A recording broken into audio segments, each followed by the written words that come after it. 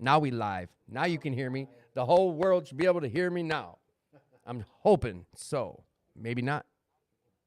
There we go. Welcome back, everybody, to the Attitude for Gratitude podcast. Sam, they already see you. You might as well just sit down for a second. He's starting to already sweat. We got Josh and Sam and Mike going to give us some time tonight. First off, welcome to the podcast. Welcome to the live recovery show. Thank everyone for the support and sharing the show. Go down to that little arrow on the left of your comment section, hit that, and just share with whoever you're comfortable sharing with. We talk recovery in this room. We share about our recovery. We do recovery down here at 2520 North 2nd Street. We're at Will Work for Recovery. 7 days a week, they've got these doors open. Structured meetings, early mornings, midday 1 p.m. meetings. Every day at 7 p.m. there's a meeting. 5 o'clock on Wednesdays, there's a men's meeting. 5 o'clock on Wednesdays, there's a women's meeting. They do a Bible study in this back podcast room on Sundays mornings. There's a structured AA meeting at 5. There's meetings all week long here. Good fellowship happens here. They got ping pong and foosball tables, and they got a gym, workout room. They got prayer rooms. They've got big council rooms. They got big meeting rooms, and then they got the podcast studio. They got a computer room.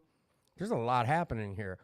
But you're going to hear us talk about a lot of places tonight. We talk about 2218. It's in Alano. We talk about New Hope, Alano. We talk about Serenity Village, where a lot of us get our recovery on Tuesday nights.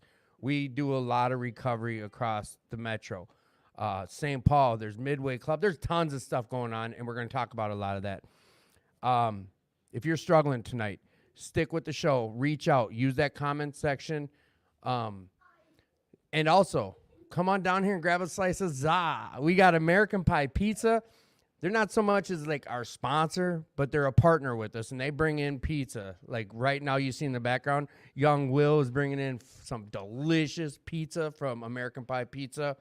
The address there is 6529 Nicollet, American Pie Pizza, and it is dynamite. It's really good pizza, so check it out. Come on down here and get a slice of pizza, or come on down, get on the show, or come on down and watch a live show. The doors are open for anyone and everyone who wants to come be part of it, and you're welcome to come get part of it. I tell you guys this every week.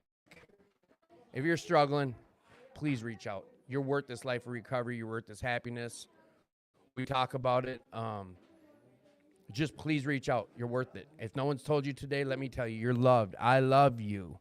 You deserve what we have, and you're going to hear us talking about it. We struggle. Life still shows up, but we still show up. All right, let's get it going, boys and girls. Who are you, young man? I'm Josh. I'm an addict. Welcome, Josh. Sam, addict. Welcome back to the show, Sam. I'm Mike. I'm fighting.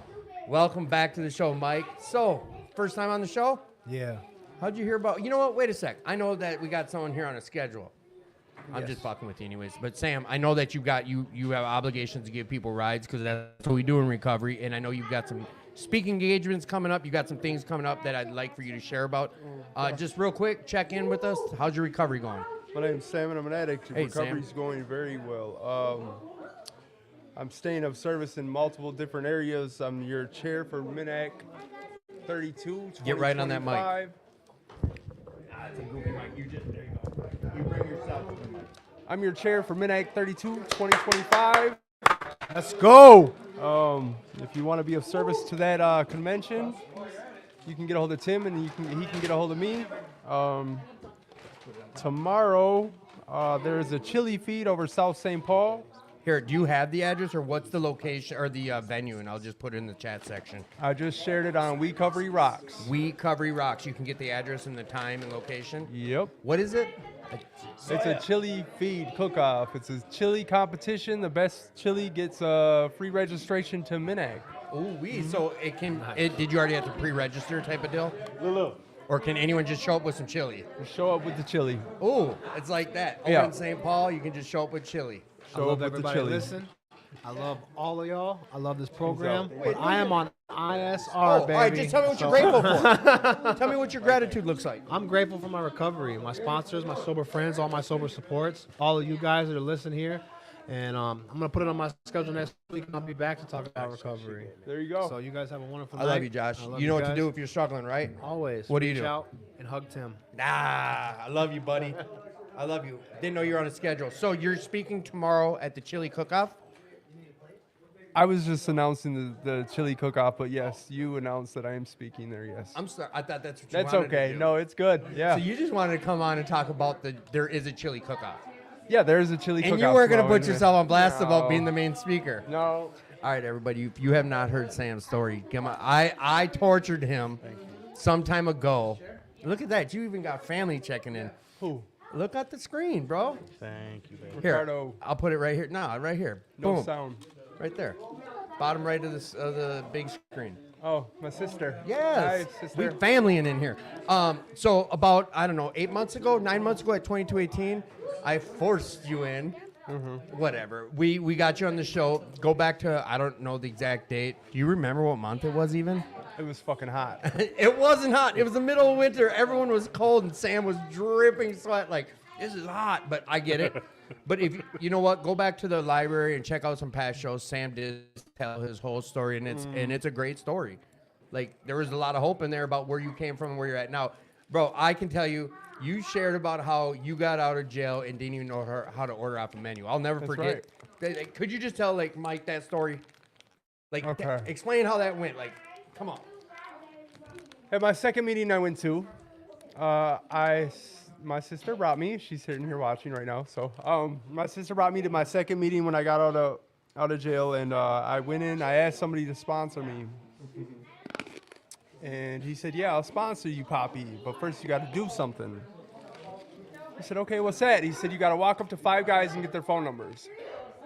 Look at it, because he's in the same boat. That's why I said I think you buy. He's not talking to no one. Right. So he pointed. He was like, get his number, his number, his number, and his number. He pointed out 5 predecessors in the rooms that are doing steps and have multiple years in recovery. I said, look, man, I ain't doing that. Fuck you.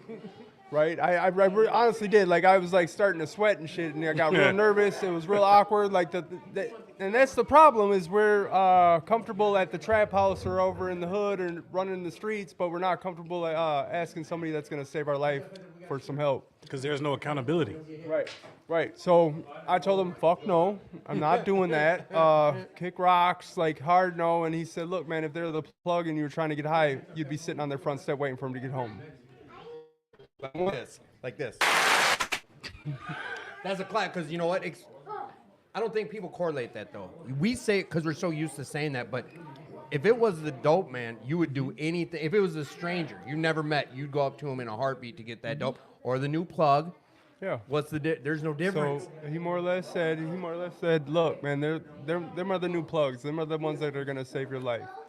And it made sense to me. Like, I felt it when he said it. So I walked up to these 5 random ass dudes, got their phone numbers, and I walked back up to him, and I was like, and I was sweating. Like, you could have wrung my hoodie out. I was sweating so bad. That's weird. It was so fucking, like, I ain't never had so much anxiety in my life. And I walked back up and I said, will you sponsor me now? And he said, yeah, man, Poppy, I'll sponsor you. But first, you got to do something else. I said, what's that? He said, you got to come out to eat with us now. And this is my second meeting. I just got out of jail. I said, look, man, I ain't got no money. I just got out of prison, my one day in prison, whatever. I just got out of prison. I ain't got no money. My sister gave me a ride. No, I'm not doing that. I'm not going. He said, I ain't ask you none of that. You can tell your normal ass sister to go home, because she was talking about she smokes weed and drinks and she just didn't want to see her little brother get high no more. And he was like, tell her to go home. And you're coming with me, and that dude right there that you got the phone number from, he's going to give you a ride home, and I'm going to buy your meal. And he said, treat your recovery like you treat your addiction, and you're going to be okay. Right? And I said, okay. It made sense. I felt it. I told my sister to go home. She said, okay, what? Go home? Fucking weird. I remember looking at me crazy, and you're like, you're fucking weird. And later on, I found out she went straight to the bar to celebrate that her little brother was going to get clean. She celebrated you're clean. Yeah, You're clean. yeah. She went straight to the bar to go celebrate. And I went out to eat. And sitting at the restaurant, man, and I looked at the menu, and it had dawned on me, man, like I have never really sat down at a restaurant before. Let's go home, bro. I looked at the menu and I didn't know what to order. There wasn't one fucking picture. It was half in Spanish, and like I looked to my left, I looked to my right. There was 40 people there, and You I just was kinda, like, you get in your head or like, I more or less said, handed him the menu and said, bro, I don't know what to order, right? And he said, hey, Poppy, he's the Dominican guy. He said, Poppy, it's right here. It's highlighted, right? It's highlighted on the menu. It's the favorite, and it's a wet burrito from Acapulco. It's just a basic restaurant, right? And from there on out, man, I ain't never stopped going. I keep going. I keep showing up. I've never been so uncomfortable in my life. So I'll just keep showing up and keep doing what I'm doing. And I'm not gonna share too much because I share my story tomorrow. I can just say, from the addict who couldn't order off a fucking basic menu, to the addict who's now gonna host MNAC, Minnesota Narcotics Anonymous Convention 2025 at the Doubletree Bloomington Hilton. Right, so there's the hope shot. Like, I went from not knowing how to order off a menu to like. this is booking your life. Yes, I live recovery, 100%, and I save dogs. So if you need a dog, holler at me. I'm out. Wait. Where do you, how? Pit Squad Rescue. Pit Squad Rescue. Sam, well, I know you want to do the whole mic drop. Tell me about your gratitude before you leave the show. I'm grateful to be free. I'm grateful to be clean. I'm grateful for my recovery family. I'm grateful my sister's up there listening to me, and I love her to death.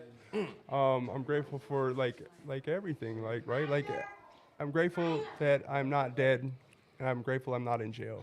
I'm grateful that God gave me grace instead of mercy. Oh yeah. Thank you for hey, thanks for coming on. Love you guys. Love you. All right. Hey, you're up next. Come on. Yes, you. Yes, get up here. Why you act like you don't know my name? I don't want to say it. You're going to tell us your name. Who are you, young man? I am George. George, welcome to the show. Who are you, young lady? Took a fake name like George. No, I swear that's my real name. I swear to God. Hey, I've known this guy for years. Yeah. It's not George. Yeah, it's George. It's George. You want to see my ID? It's better than Boy George. All right, listen. Who are you? I'm Jennifer, and I'm an alcoholic and an addict. Welcome to the show, Jennifer. Hello, Jennifer. Hi, So, Jennifer. Mike, last week you got on here and we started opening the show up, and 10, 15 minutes later, I finally look at my phone. I have 10 missed calls. And I look at the chat board, and everyone's like, no sound, no sound. And I had a lot of people like, we didn't hear anything about you. So, First question, how do you know about Will Work for Recovery? Well, I went to Twin Town in St. Paul, which was a inpatient intensive treatment center, and I ended up going to New Way Aftercare outpatient. And they was talking about it there, so I came, and it's right down the street. Right. Okay. Tell us about what it was like when you walked in. What was the vibe you got, the feeling? Like, did you feel welcome? Or, like, tell us about that. It reminded me of a clean trailer park, all the stuff on the ceiling. Like, I was like, I oh, haven't shit. heard that one yet. It's like, damn. A clean trailer park? Yeah, you know how you go in a trap and it's like they got shit everywhere? Yeah, yep. And it's like, it's that, but the opposite. Yeah, there you go. There you go. Welcome to the Clean Trap House. Clean trap house.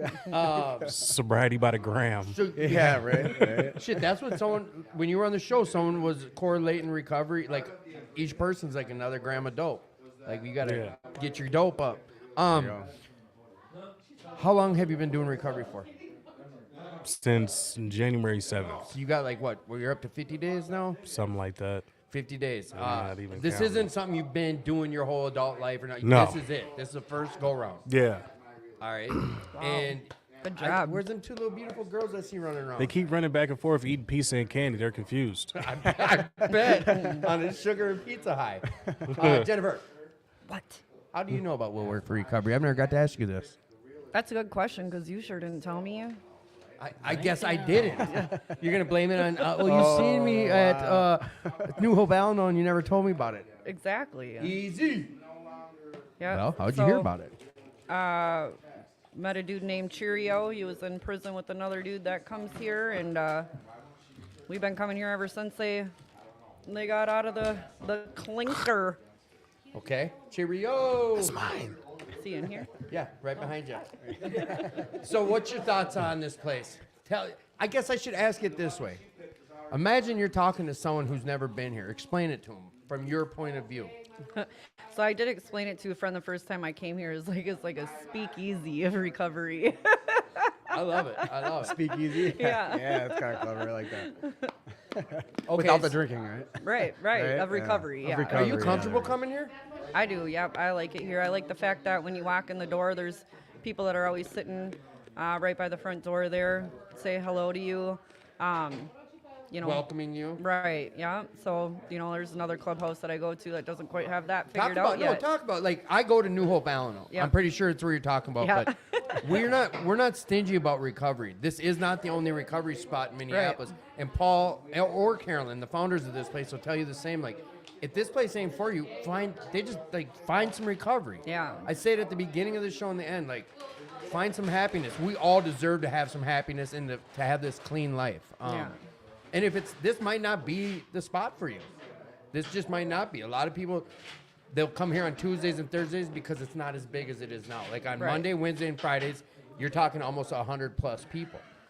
But it also, a lot of people are like, that has helped my recovery so much to be around that many people. George, how did you originally hear about Will Work for Recovery? Well, right now I'm currently at the ARC, and Is that Salvation? yeah, Wait, Salvation okay, Army. okay, Yep. yep. So it's a 6-month program, inpatient kind of with like lodging, I guess, or. But anyway, I don't know. It's like from people there, I guess. So how would you explain this to someone who's never been here? Dude, it's just it's a cool spot to come for some good meetings, man. Some good people, good fellowship, It's I've been to a lot of meetings and stuff, and this one's got its own unique like flavor, character. You're in the right place. Come on, get in here. I mean, yeah, if you're looking for, and if you're looking for a good group of people that are like a little more down to earth and a little more laid back and like, but still take this thing seriously, I mean, this is the spot to be. So, All right, so here's a question for all three of you. And just yes or no. Don't need no stories. Do you have a sponsor? yes, I do. Do you have a sponsor? Yes, I do. Do you have a sponsor? No, I don't. How did you find your sponsor? How did you get it? How did you get your sponsor? What'd you do? So I've been in the community for 5 years. Been going to New Hope all 5 years. They have a newcomers meeting Sunday at 2. 2 o'clock. The lady that runs that. She still runs it? She still does. I can just hear braces. What's her name? No braces. Yeah, she had braces for a while. She was an adult. What's her name? Oh, Lene. Lene. Yeah, she had braces for a while. Yeah, Lene. She did have jaw surgery. Yeah, Joss or whatever. She's the nicest new. She's been doing that meeting for a long time, and she's very welcoming. I went to that meeting for about 2 years solid. Like That's probably where we met. Yeah, and it's a great meeting. So it's a newcomers meeting. What that means is it's built for someone with 50 days, someone who's never been in recovery. You go there, and everyone makes you feel welcome, and it just kind of it's an introduction to recovery. You start early steps. I think they repeat 1, 2, and 3. That's it. Yep. Yes. So you went there, and what happened? How'd you get your sponsor? I just asked. You just gotta ask. You just asked? Gotta ask. You what, I'm you're- not gonna lie. I didn't work the program for the first 4 years. She's probably pretty fed up with me. But this last go around here, I mean, it's only been a couple months, and I went up to her. I said, Lene. Oh, you asked Lene. I She's said I'm your sorry. sponsor. There you go. Yeah, she was my sponsor back then 5 years ago, and I just never did any work with her. Never really, went to my Sunday meetings. That was about it. So you And, walked around with the title of having a sponsor, Yeah. but didn't know steps. Yeah, for sure. And then 4 years later, I was like, I'm tired. We got to do this the right way. So you work you the go. steps now. There you go. We're working on them, yeah. Has your life changed at all? It's all suckers. Sorry. There is one reason. You know what, you guys? Hey, check it out. You guys can bring candy to the show too. Weird. I've dropped probably $300 on candies in the last 3 months. Dang, I think that's a tax deductible. Right? No, He saw I that do it because Reese's. I'm able to. I love it.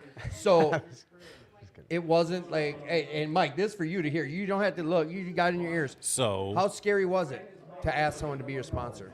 It was more scary to ask her the second time because I had gone 4 years, 5 years without actually working the program. So I was more nervous to ask her again, like, hey, I know I've been fucking off for the last 5 years. So it's time to get serious. Like, I got to do this shit this time. So I think it was more nerve-wracking to ask her the second time because I've known her for so long now, and she knows that I've always had 1 foot in the door, 1 foot out the door, and haven't really been serious or worked the program. So, but of course she accepted right away, and And I guess I'm saying this because I know your next step is to get a sponsor, Mike. yeah, I was about to ask you. Oh, were you? Yeah. How does that look? Let's do, something we've never done on air. Go ahead. What were you going to ask me? Hey, Tim, I was wondering, could you be my sponsor? One requirement. You got my phone number, right? Yeah, man. Pick a time right now on air, and you're going to call me the next 4 days in a row at that time. What time you calling me? Oh, what? Most sponsors won't do that. I don't know what other people do. So but don't this say is- I'm gonna tell 420. you- I'm going to tell you right now. I've asked this of anyone who's asked me to 4 sponsor days them. in a row. 4 days in a row. And you'll call and I'll be like, what's good? Duh, duh, duh.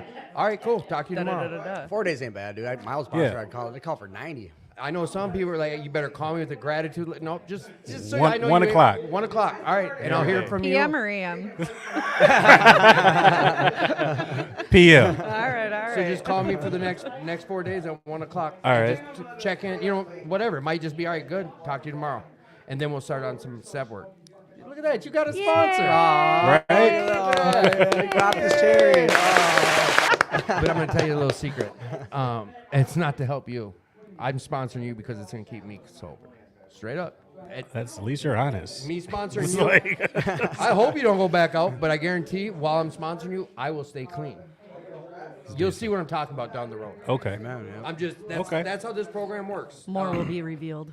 Yeah. So tell me Only about what you give. how was your experience with your sponsor? Mine? Yeah. Which one? All right, no. The one you have now. The one I have now. All right. So the gentleman I have now, he's very involved. What are you doing down there? I know, right? he was in an awkward Whoa, position. whoa there, but that comes with the sponsor thing. I was like, Yeah, I was just introducing him to the program. I come with the package. Hey, Tim, you mean my sponsor too? No, just kidding. What's up, bro? If you play your cards right. Hey, right. Dang, bro. No, all right. Although you will have a good story. Be like, yeah, I asked my sponsor on air. on air, dude. On live. That's why I wanted to do it, so you couldn't say no. I've in the past been like, no, I just can't right now, but here's a number for someone to call or All right. No, it's going to help me more than it's going to help you. Okay. Hopefully it helps you, but real talk. Like, Yeah. we do it's this 12 step.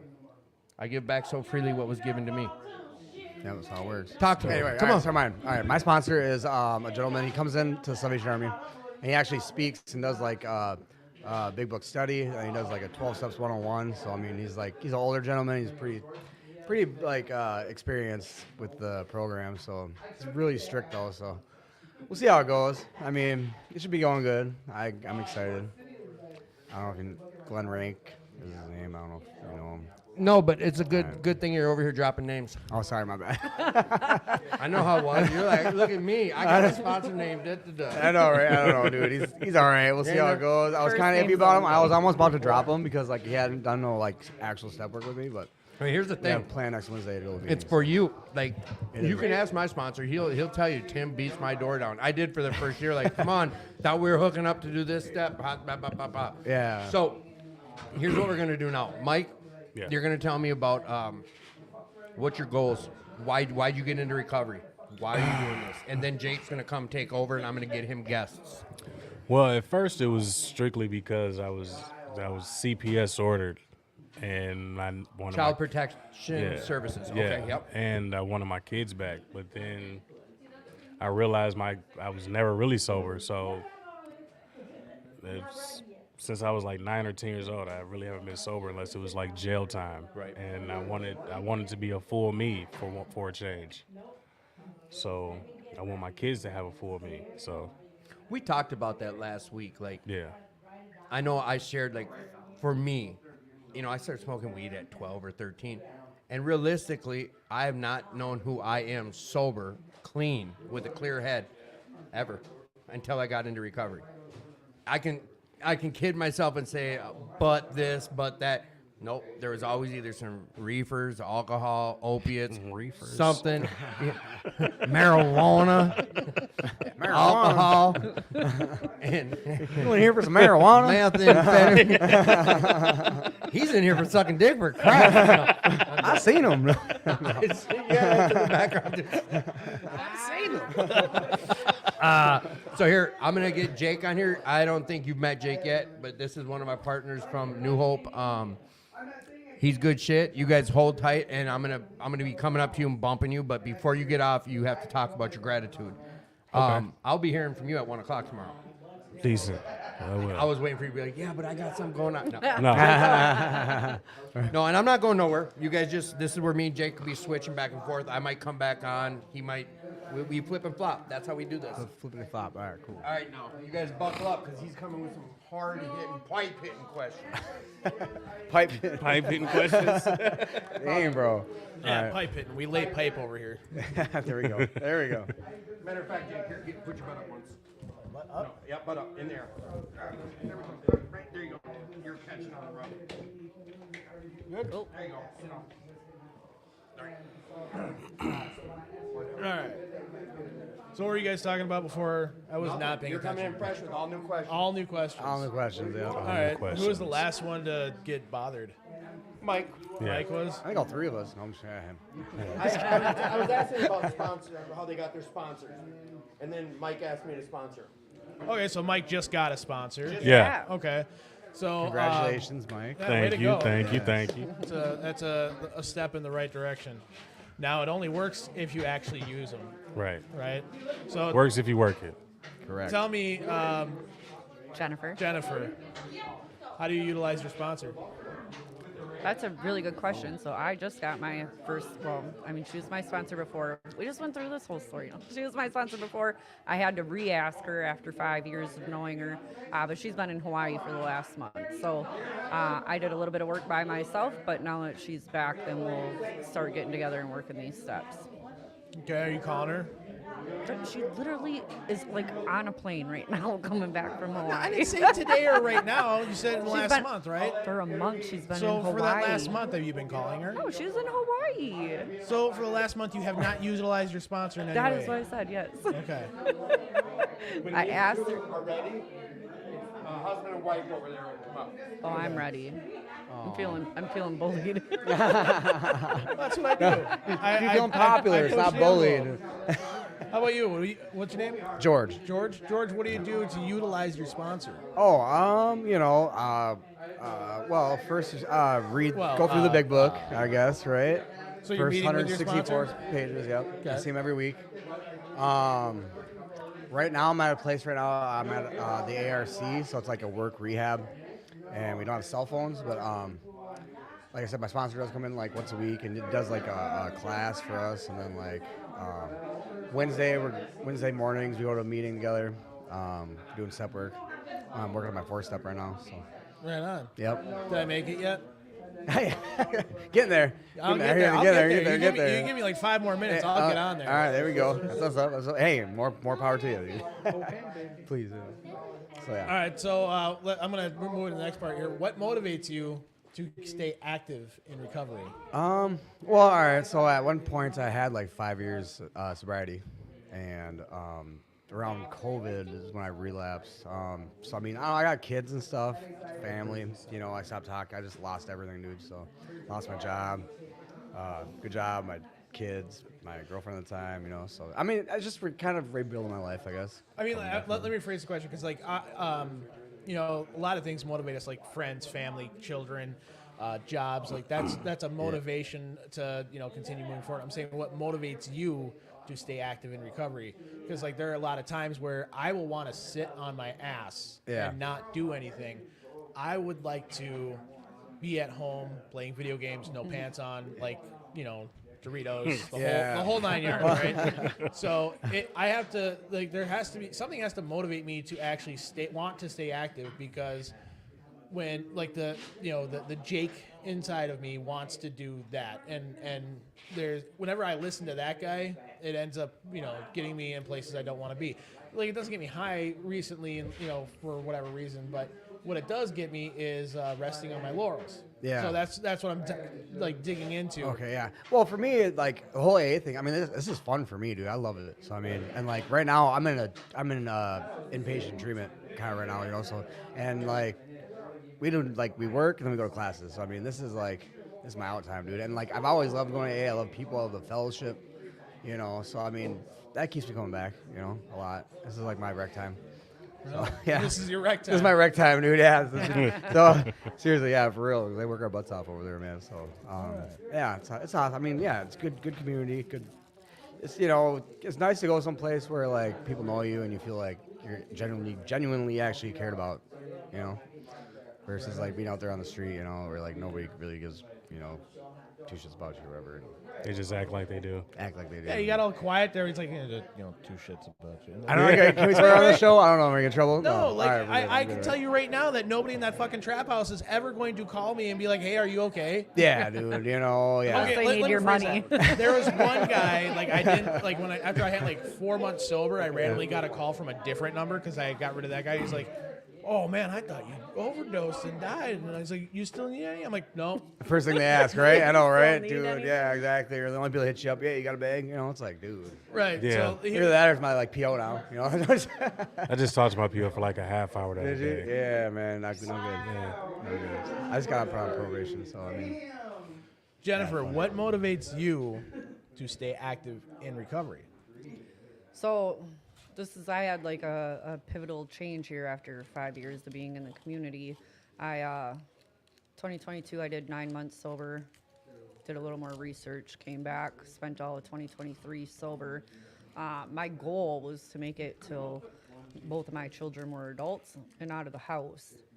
They're now adults and out of the house. And I cannot go back. We all heard that. Yeah, that was really loud. You were not sneaky. My bad. These are good mics. Did you think you were They sneaky? really are. These are good mics. They really are. I like that's the other part is like no matter how much I thought I could bullshit and when I was getting high, that's what it like ended up being, right? I thought I was really good at getting away with shit, but really it's like just like that. Everybody was like, Everybody knows. everybody knows. Can't hide it. So Mike, what are you doing to stay? What motivates you actually to pursue recovery? Well, my little girls. My girls and myself. Thank you, baby. Do you want? Can you dig in a little bit more on that? Well, I've had them their whole life. So when CPS walked in and took them away from me while I was in jail, it was the most heartbreaking thing. And I tried to blame everybody else, but it was me selling drugs, using drugs that got me in the situation. So gotta appreciate myself, the process, and them. Right on. So as you're moving forward here, and you're taking what's the next step look like for you right now? I have to. We just saw you get a sponsor, right? Like that Right. was live broadcast. You getting Yeah, a so sponsor. I gotta work with my sponsor. Gotta work with CPS, get housing, stay clean. They want me to get a job. They want me to get a job. Yeah. Like a real job, like a job job, Yeah, or like a job, like paying taxes job. I've probably gotten taxes twice in my entire life. So I'm gonna appreciate the process like a friend tells me. Yeah. I'd Just be grateful, recommend bro. Be grateful going you into sales. get- Hell, there you go. I definitely could go into sales. Right. I mean, that's what I ended up going into sales, and look at that. I am natural at it, right? Mm-hmm. Who would have thought an addict? Addicts could sell bullshit all their life. They can sell whatever it is that's on the other side of the table, saying like, "Hey, Genius. buy the thing." Yeah, I can definitely sell you anything. There you go. You don't even want it. right? Dude, right? That's what I'm saying. Yeah, somebody said clean money, dirty hands. I'm a desk jockey. My hands are soft as shit and clean. Like I don't know about that, but I have rough hands and I've never done hard work in my life. Really? Oh, yeah. There you go. I've welded for years. I want to get out of there and get into sales or something. I think real estate. Actually, I want to do sober housing. Because I mean, like I would say like yeah, for sure. But like at the things that I sell are welded like finished products, so I need welders. And, you need like, welders? I know, right? Everyone needs a welder, dude. Right. Right. Yeah. But yeah, right now what I'm working at is we actually work for pretty much it's like volunteer kind of work. So we only get like right now I work 40 hours a week and then I get paid I'm at like $30 a week. So I mean, but we're actually working to pay. I'll for the give you next guy. $40 a week. You want to come work? Prison wages. I know, right? It's bad. I know. It's like, hey, 25 cents an hour. but they pay for our house. Yeah, they pay for our housing. They pay for our food. I mean, So it's a and program that clothes. teaches you how to weld and stuff like that? No, it's a rehab program. Oh, It's okay. at Salvation Army, the adult rehabilitation program. So I mean, you know, it's humbling, put it that way. Yeah. Yeah, like that's a a good way try- to put it. You know, Yeah. you're like you're not sitting here complaining and being like, "Oh, I have to do this stuff Yeah. for $30," and it's like, no, No. I get to do this experience and get humbled a little bit, but I have housing, I have food, I have Well, the yeah. other things that are like, I take for granted. Yeah, exactly. You know, it's like they got it's a 12-step program. There's a lot of there's a lot of church kind of spiritual program too, Christian based and 12-step based, and I don't know, it's really cool, man. It's interesting because like the way they put it is like you're working to pay for the next guy, and you're not like mooching off the government. Or you're not like you don't have to have insurance to go there. They have an open door policy. Right. So there's a lot of desperation when you walk through those doors, which is good. Is what you need. Yeah, you know? desperation's a gift. Yeah, it is really good. There's two things I think are really overlooked. Is one is desperation, and then the other thing is the just not running. Yeah. Right. Like Yeah. because Just we're really good at running away from our problems. Yeah, facing your demons. So. You know. All right. Well, I know you guys said you're ready to like not get bullied anymore. Are Yes, you sure? please. Because like I can keep going. I'm good. Are you sure? I'm gonna go home. No. It's my second meeting of the night. I'm Is that ready. it? Listen, I work. I'm also in sales. I just don't sell anything. I went to 2 meetings today. It's like, well, how many times? No, I'm kidding. I'm messing with you now. Did you ever go to Tuesday Night Grace? A long time ago. I don't. Tuesday night grace. Grace Trinity. I would say that's a no Uptown? because she looked at you like, what the hell are You you look like talking about? She was like, I don't know. 5 years ago. No. Somebody else has your face. Yeah. Well, before I Yeah. kick you guys off, I need to get your gratitude. All right. My gratitude. I'm just grateful for my sobriety, grateful for God, grateful for fellowship, my family. Right on. Well, thanks, George. Yeah. Thank you. Thank you guys for having me. There's somebody over there that I All need you to right, find George. that is supposed to come on the show. Husband and a wife? Yeah, husband and wife. Can you find them? Yeah, sure. All right, thank you. Yep. No problem. Jennifer, what are you grateful for? Find both of them. I'll find them now. So my first meeting I went to today, we read from the big book a story, and it reminded me that where I'm from, where I graduated high school from, small town, and we learn that when we're gonna be going into high stressful situations that we need to have our stuff set up and ready to go. So when I go to holidays out in Wisconsin, I was like, well, let me find meetings in the area. There aren't any. When you live in a town of 800 people, there aren't meetings. There's one a week in the county. And it probably didn't fall on Christmas. So that's fantastic. So I'm just grateful to be down here in the cities where you can literally go. Like I said, I'm on my second meeting of the day, just today.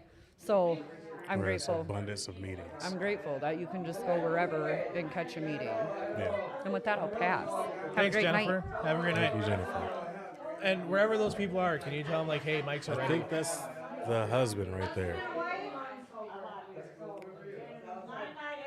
So, Mike, Yeah. I'll ask these guys here in a minute, but I'm gonna ask you since it's a little more personal in this moment. Can you tell me something that you had to learn the hard way? So many different things. Something I had to learn the hard way. Yeah, like something that you had to learn the hard way that impacts and influences you right now.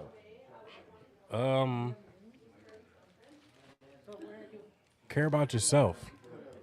Care about yourself. You can't worry or disturb yourself about things that's happening outside of you. Dig into that. How did you get there? Well, I'm good. it was- I'm I was in the guy jail. that digs, right? Like Yeah. I do that. Well, I was in jail, and there was a lot of reasons where I could point out to people, but then it was like, if I wouldn't have been in the life or doing or selling drugs, it wouldn't have happened.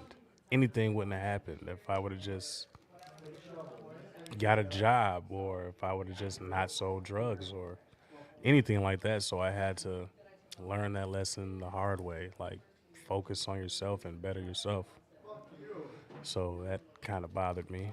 Right. A little bit bothered me. So in that process, I'm guessing. I'm correct me if I'm wrong here. In that process, there was a lesson also along that line of taking responsibility. Yeah, accountability, responsibility, and realizing who really get affected in my life, and that's my kids. So You mentioned your kids a few times, so it's obvious that you are you're very proud papa, I should say. yeah, I'm the only parent. So, but I mean, I can tell you love those girls, Yeah. right? And the fact that you mentioned them however many times, right? This isn't Yeah. the first time. Yeah, Means that that's the first thing that you're thinking about, and the last thing that you're thinking about. yeah. Like, So, and first thing I have to think about is myself, so I can care about them. right. So that was a harsh reality I had to come to. And now that you get now you get to be present, right? Like, because Oh, yeah. we heard today in the meeting that one of the biggest your kids don't want you to financially try to make up for it. Like, your kids don't want you to buy their love. No, They want your time. they just want the time. And normally we would just go shopping all the time because they was with me all the time, and I didn't have anything to do, so we would go shopping and eating. And now they just want to hang out. So have you learned? Have you had a few tea parties then? No, they're not into that. They wanna dance and flip all day. So have you done TikTok videos dancing with them yet? No, we do it in our own time. Like, we listen to Michael Jackson Hey, and any stuff day like now, that. it's coming. Once they figure out like those TikTok trends with the parents, Oh, they definitely know it. they- I'm just not around them enough to do it now. So once that happens, they're gonna definitely be on it. They're definitely gonna be on it. Do this. well, who do I have on the show now? I'm Sean. Get on that mic. I'm Sean. Hey, Sean, Maria. Mar- Maria. Maria. Yep. Sean and Maria, welcome to the show. Thank you. Is this your guys' first time on the show? First time on the show, Yeah. yes. First time. Well, welcome to the show. Have you guys been to Woolwork before? Yes, this is our second weekend here. We liked it so much last weekend we came back. All right. Well, tell me your first impression when you walked in. Relaxing, Relaxing. yes. How about you, Maria? What was your first impression? That was really welcoming. So I love that. Yep. Right on. Yeah, it's an important thing because if I don't feel comfortable somewhere, like, I'm not going back. Yep. Right. If I wasn't comfortable, I wouldn't be sitting here right now. Yep. Right. If I walk in somewhere and the vibe's off, like, or if I walk in somewhere and everyone's kind of like staring at their phones, like, it's not going to leave an impression on me. So I'm probably going to say, like, I'm going to stick around for that night, but I'm not going to sit here on my next Friday night to be like, you know where I want to go? That place where everybody just didn't pay attention to me. Now, there's been plenty of times in my life where it's like, oh, I love being left alone. But when I'm looking for a meeting, that's the last thing I'm looking for. I liked it so much that I actually invited my friend up from St. Cloud, and he drove all the way up here and picked us up and came up here. He's over there chilling by himself right now. Wow, right on. He's right behind you. Oh yeah, Fair. he's in the audience. He's watching. Yes, he's watching. All right. Well, so you guys came up here.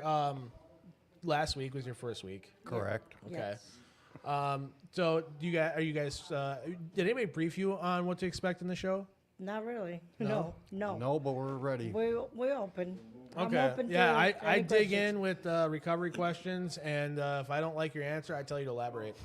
So, I don't take the vague. I don't take the short. Because this show is broadcasted far and wide, and I don't know how far wide, but the people that come on here, they're listening for recovery. So if you tell me what are you grateful for, you'd be like, oh, I'm just so grateful to have a place to go. I'm like, but that's the end of the question. So I'm going to start off the question I had just asked Mike. I'm going to start off with you guys. Tell me something you had to learn the hard way.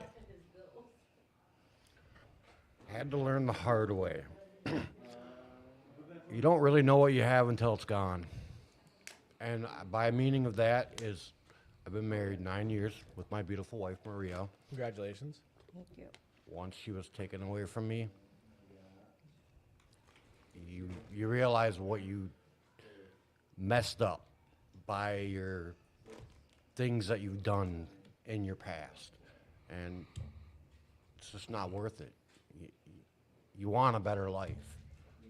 So you don't really realize what you have until it's gone.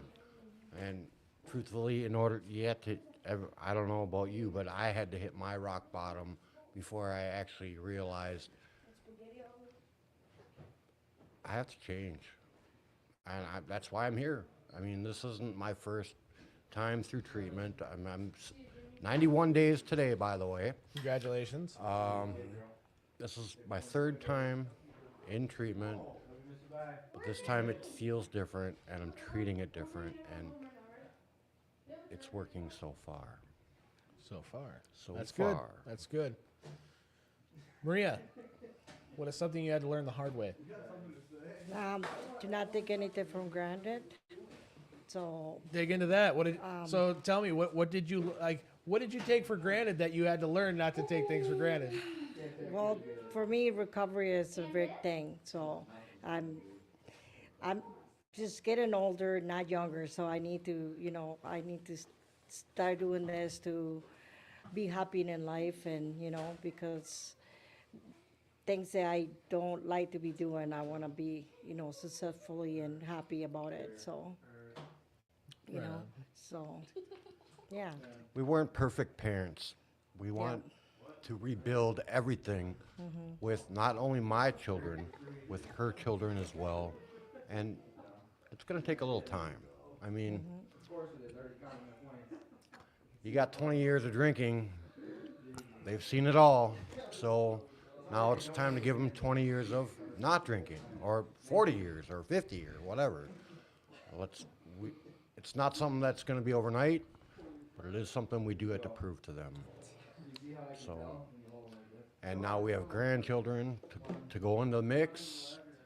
So we have a lot to look forward to, and a lot to regain. It's not going to be an easy road.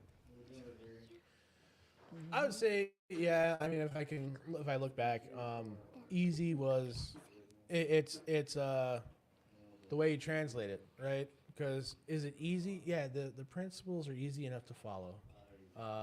It's actually easy. Like you hear all the time, it's an easy program for complicated people. No, it's a complicated program for easy people because, I make, like, I heard that yesterday, and I might be butchering it, but it's the whole concept of everything actually is simple enough. It's 9 times out of 10, I'm thinking too much, or it's going against every instinct I have formed in my life, and I'm like, oh man, that's where it gets hard. Where they talk about it's not easy. No, it's really not easy to try to go against an instinct that was formed for 20 years, right? That is the tough part. But trust God, clean house, help others. Like that's the real the thing of the program, and the 3 things that you need to go through with that is honesty, open-mindedness, and willingness, right? So when I first came in, I was told just stop thinking for a little bit because I overthink a lot, right? And I like to think myself as an intellectual. So I overthink everything. I have to analyze this and understand and comprehend and see the pros and cons and whatever. Pie chart this, not really, but like what it really came down to, my sponsor just said, stop thinking about it. In the very beginning, when this book says do something, do it, right? And I said, but what if? And he goes, you're already thinking. And he's just follow this, and he said, if you start thinking, give me a call. So I said, okay. And then I wouldn't call him for a couple of days, and I'd see him in person and just run off with everything that I had to talk about. And he's like, how long have you been thinking about this? I'm like, Too much, too long. well, 3 days. So then it turned into a game to just call my sponsor with everything I was thinking about. And eventually the mind starts to slow down a little bit because you get more into the book and situations come up and like, oh yeah, I remember, reading this in this type of situation, do this, or, pause. That's something I never used to be able to do, is just pause in a moment. And that's not easy against the old instincts. But after doing it, if you stay open-minded and willing to keep going, it'll become a new instinct, and faster than it took 20 years to form the one you got now.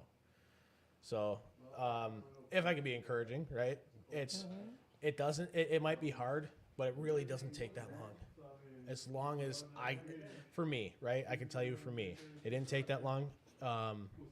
As soon as I got out of the way, So to pass on anything, make sure you don't get in your own way. So I went on a tangent and none of you stopped me. I was just listening. Yeah. What was the three things you say? I was Something, clean listening. house, and So the program comes down to like 3 general ideas. okay, Trust God, okay, clean house, help others. okay. And then you do that with honesty, open-mindedness, and willingness. Because along that way, as we learn these new things, there's going to come something that challenges you, and you're like, I don't want to do that. Well, that's why they call it the program and not Jake's program.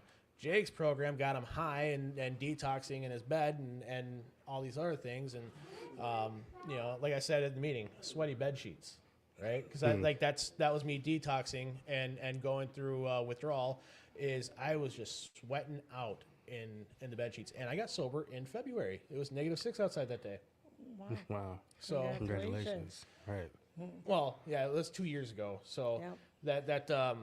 I remember, even though it's however long ago, I remember exactly what it was like, just having those sweaty bedsheet moments. So, I just saw my sister's on your messenger board. who's your sister? It says Anna Maria. All right, let's put her on the show. Really? Wow. Yeah, Sean, she is so proud of you. I don't know. Is that what you said? That's what she said. Okay. I can't see that far, but yeah. So, are you guys ready for a little more pushback, Sure. I guess? I'm ready. I will try to stop ranting, too. This seems like it's a hard thing, huh? I get excited. That's dope. I get really excited. Like the book actually talks about frequent contact with newcomers and each other as the bright spot of our lives. So new people coming in just gets me lit up on fire. I'm excited. That's your gram of sobriety? That's my what? Gram of sobriety? My grandma's sobriety. Yeah, it's part of it, right?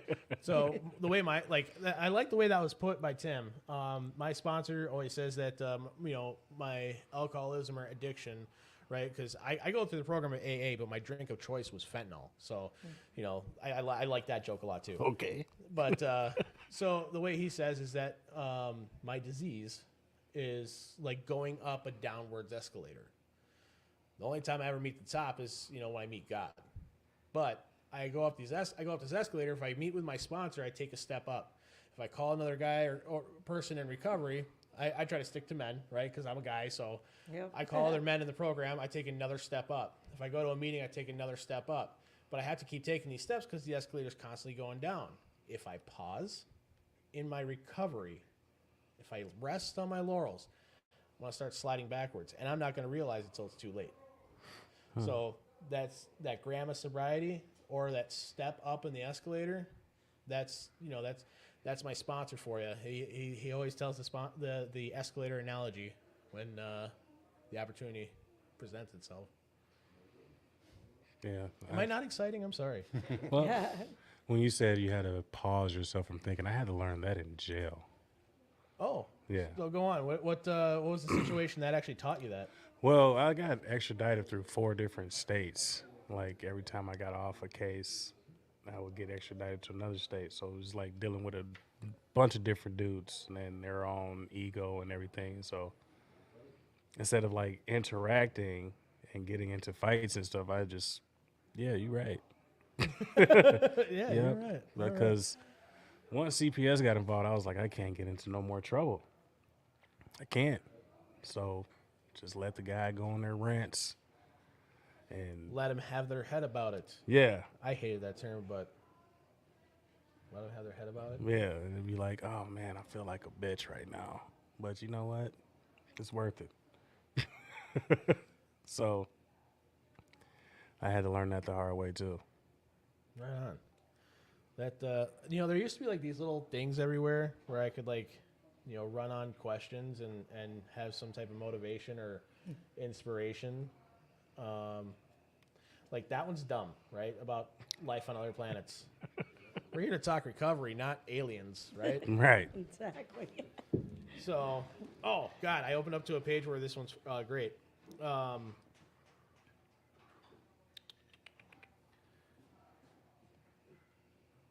Oh, are you waiting for me? Okay.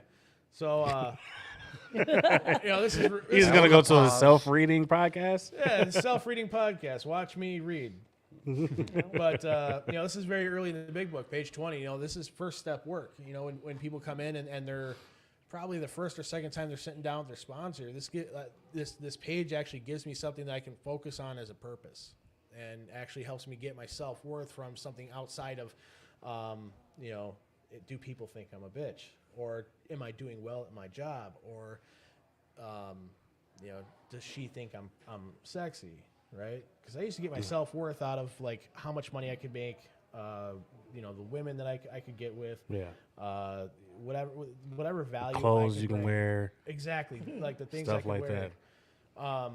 But this right here, because it says, our very lives as ex-problem drinkers depend upon our constant thought of others and how we may help meet their needs. That's page 20. That's entry-level first step.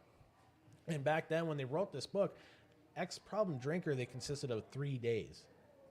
You were considered an ex-problem drinker at 3 days sobriety because you were done having the shakes. Oh. So as soon as you're done having the shakes, you're an ex-problem drinker. Now, when they talk about alcoholism, if I no longer am shaking from the detox of alcohol, my problem now is ism. It's an alcoholism. Well, I've taken away alcohol. The problem now is ism, because this book also talks about that the problem is centered around our brain much as it is our body. So once my body part is solved, now it's up here. And the first thing I can start doing is my constant thought of others and how I may help meet their needs. And Mike, you kind of touched on this a little bit earlier. You're constantly thinking about your daughters and how you can help meet their needs. Yeah. So this is a concept that you can bring anywhere. Like when I walk into a recovery center like Will Work, what can I do to help other people here? It could be as simple as when, like, who needs a ride? Like, oh, I can give a ride. Right? Like, I don't want to give rides. Like, Jake wants to get in the truck and go straight home. But that's Jake, and Jake got himself here. So that's that entry-level stuff. So, I don't know. Sean, you got any experience with that? Well, bringing in my friend here today. That's one thing. Other shoulder. Other shoulder. He's behind you. Oh, I guess he's right there. I didn't know he was there.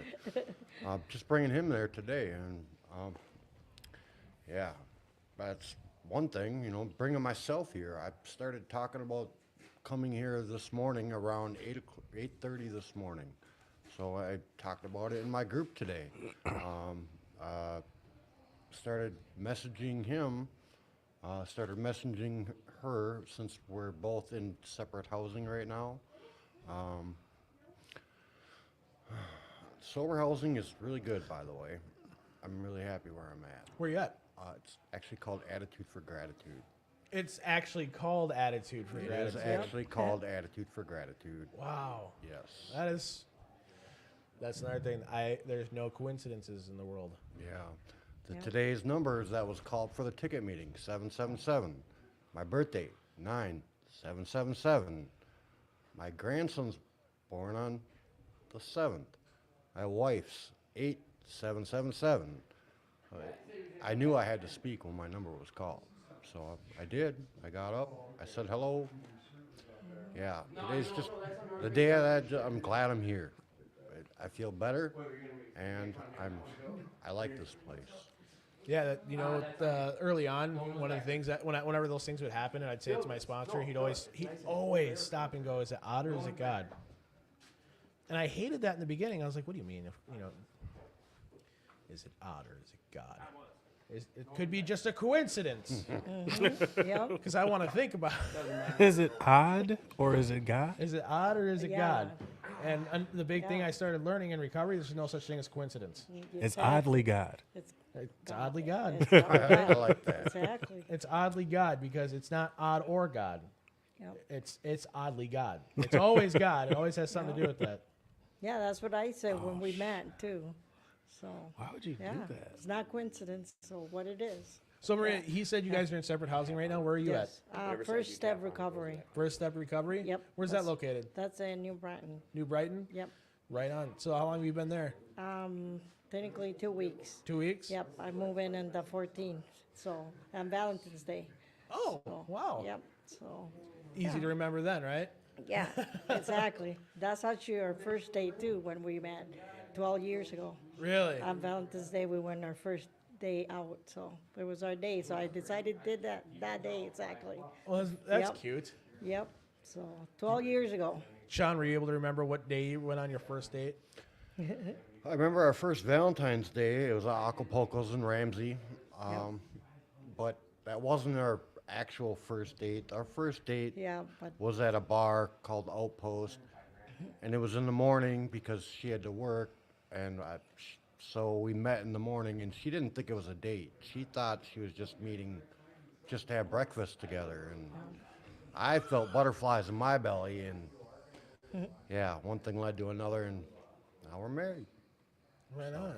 Yeah. Did you have butterflies that day? no, I did not. I honestly, no. She's like, I was thinking about going to work. I had to work that day. Yeah, no. And I know he brought his brother and his girlfriend. So it's like, you don't call a day when you and other couples are there. Well, they left as Basically, soon as you got there. Yeah, so, but no, I didn't He have was butterflies. nervous. Oh, He yeah. was nervous. Yeah. He was nervous. I wasn't. And I wasn't even ready. I wasn't shower or nothing. So, yeah, I think it was just going out for dinner or whatever. You know, it was Breakfast. a breakfast. So, yeah. So early on, there was a question, and right now we'll just make it a yes or no. Sean, do you have a sponsor? No. No, I don't. No sponsors? No sponsor yet, no. Okay. I'm still thinking about it because I had a bad experience. Stop thinking. I had a bad experience, and I contacted one, and then they never called me back.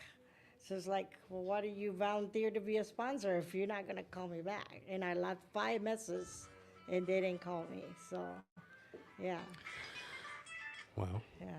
I have a sponsor. You got a Oh, you sponsor do? now? Yeah. Yeah, he just got a sponsor earlier today. My sister from Mexico is calling. Oh, Yeah, but she wanna doesn't take it? speak. She doesn't speak English, so I'll call her in a minute. okay. Yeah, so she knows I'm in live on Facebook. So now that you said you don't have a sponsor, what are you gonna do about that? I try to find on different meetings too, so maybe I can find someone there. So I don't know. I just started going here, so I'm still trying to go to more meetings and see where I can get there. Try to know people first. If I call a woman right now and ask her if I can get to hook you guys up, would you take her as a sponsor? Sure. Long Really? as it's a girl, not a guy. It'd be a woman. It'd be my Yeah. godmother. Oh, yeah. I can call my godmother right now and ask her. Absolutely, yes. You want to do it Yes. on air? If she wants to, yeah. Well, I'm not going to I'll- give I'll- her name away, but I'll have Okay. her. I'll put it Yeah. on speaker. Because I will love that. Say, does Miss Gracie do sponsor? I believe so. Is she an angel? No, it's good. Oh wait, my sponsor is just calling me. Oh. You want a sponsor, John? What? You need a sponsor? I will find one. So you got to find the right fit. Yep. I am. what I'm it live. I figured you're calling in for something really important. Do you want to be on speaker? All right. Are you with your wife? All right. Tell her this is actually part of a thing, so she needs to answer. Because it's live on air, so everyone sees me answering this phone on air right now. But I'm about to call her. So, all right, bye. All right. So he literally answered the phone. He goes, "I forgot you're doing a podcast." I was like, well, they're, odd or God, right? My sponsor is married to my godmother. Oh. That's I can't decent. get away with anything unspiritual. If I start slipping, one of them is always on me. and it's great. It's actually a really great blessing because I have these people that love me enough to hold me accountable.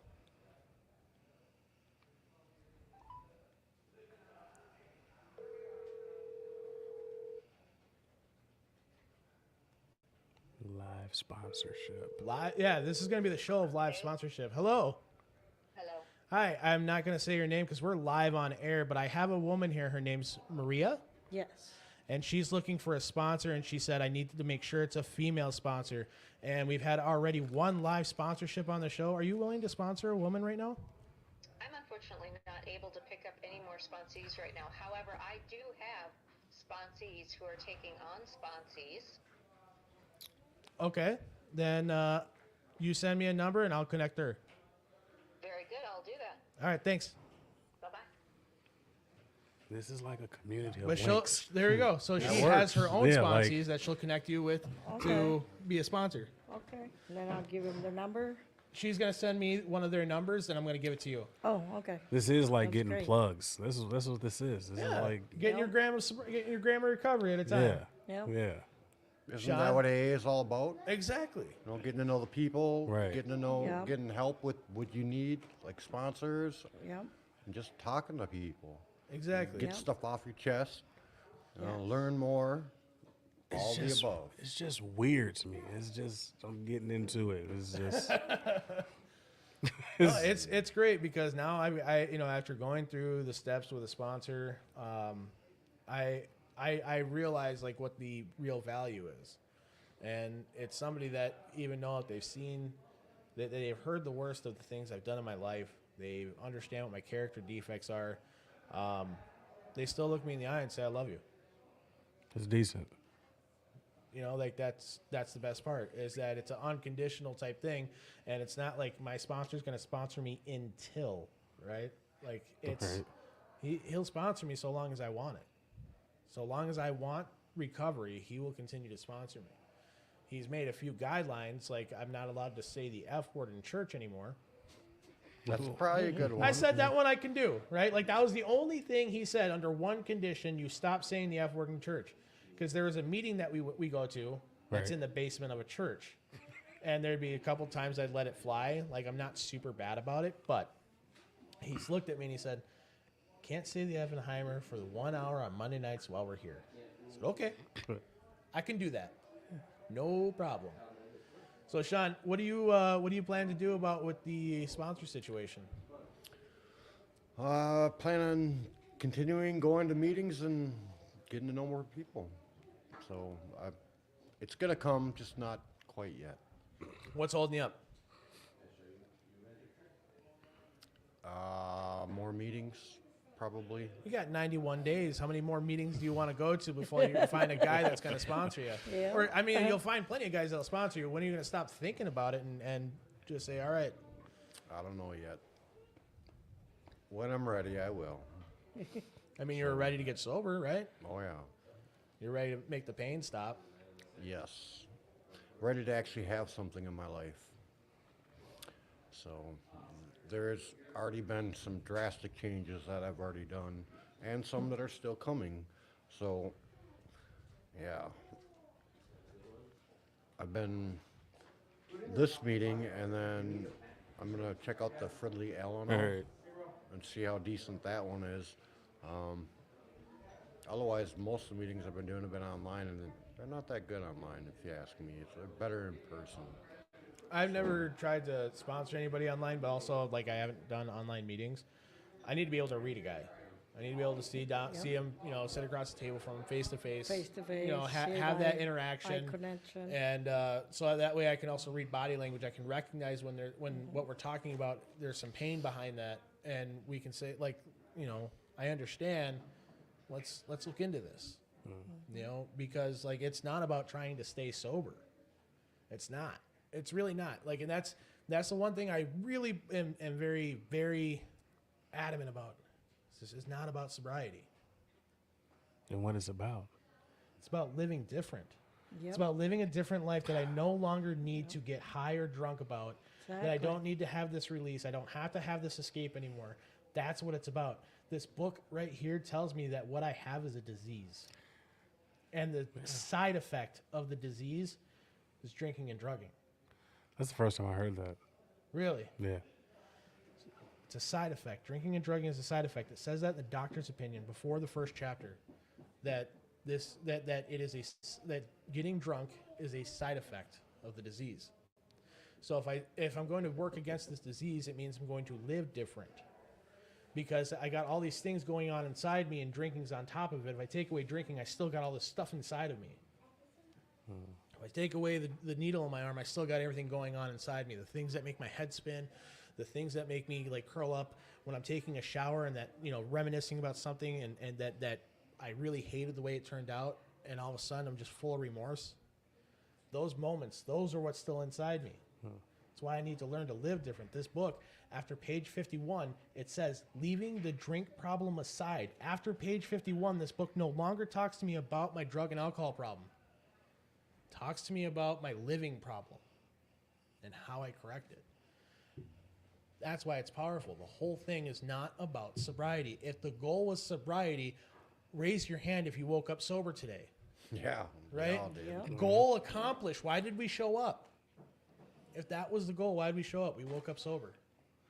Now that you say that, I still don't know what I like to do. I know I like to sing and play with my kids, and Yeah, there's a lot of things that started coming back where I'm like, oh yeah, I like doing those yeah, things. I can shoot pool, I can do that, but I've never actually done those things sober. Yeah. To learn to live different, sobriety is a prerequisite, so I can actually digest what my sponsor's trying to teach me in this book. Because this book was written in 1939, and it's a lot like algebra, right? I don't sit down and I go, here, Mike, read this book, and at the end of the semester, we're going to have a test on it, right? Okay. It's like algebra. I had to show up to class so that the teacher could tell me, all right, let's open our book to page this, and they'd go through and tell me what these things meant so that I could actually understand and digest them. And then start to apply what I've learned to, you know, out of the book, just like in algebra. I didn't. Are you saying algebra? Yeah. Yeah, Yep. I thought it was algebra. same thing. You right. I'm from the East Coast, so like things that I say don't. I say I might say it wrong, but Algebra? algebra. Yep.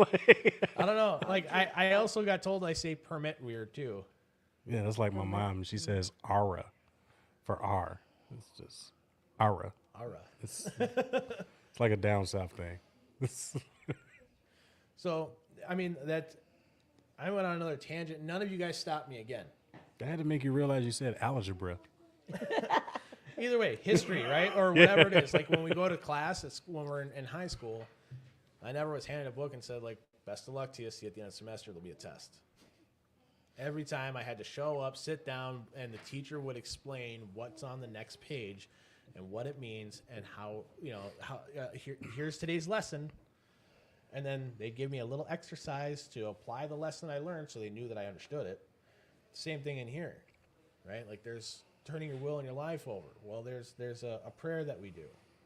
That's practicing it. And then it gives us a few little cliff notes on how we do this. And then, you know, talking, because, you know, that clean house part, well, now I'm going to do my inventory. This book says this is what we do. And then it gives us instructions. We laid this out on paper, right? We go through this. So it's all about trying to live differently. Sobriety becomes a side effect. I'm kind of curious to know how good I'm going to be at frisbee golf after I'm not drunk while playing it. Yeah. I mean, that's a real thing, right? Yeah, like I used to love frisbee golf, but I used to always get high when I went out and frisbee golfed. what is frisbee golf? That's the cage thing. You throw it in Yeah, there. you take a frisbee and you throw it at a cage. Okay. Yep. You throw it towards the cage and you walk up, pick your frisbee up, throw it again, and Yep. It's fun. It's a fun game. I've always seen it in the parks. I'm like, what Yep. is It's what is the point? what is the yeah, point? it's fun. try But it. you need a lot of people to play because it's more fun. Um, Yeah. It's not just one disc either. Nope. There are different weighted discs. And if okay. you're like me, you lose them. okay. Okay. You lose them. At least I used to, anyways. I'm thinking I might be actually pretty decent this year. I used to play at a course out in Plymouth, and then it has a double water, and my ego was always so big about it because like I could watch my friends just do a perfect flick and get over the water, and I was like, I'm gonna do it. Well, the way I throw, I do the flick, I always get like this S curve, and then it comes back. Well, if I did it too high, I'd get caught up right here, and I'd watch it, and I'd go, damn it, and it'd come right down into the water every time.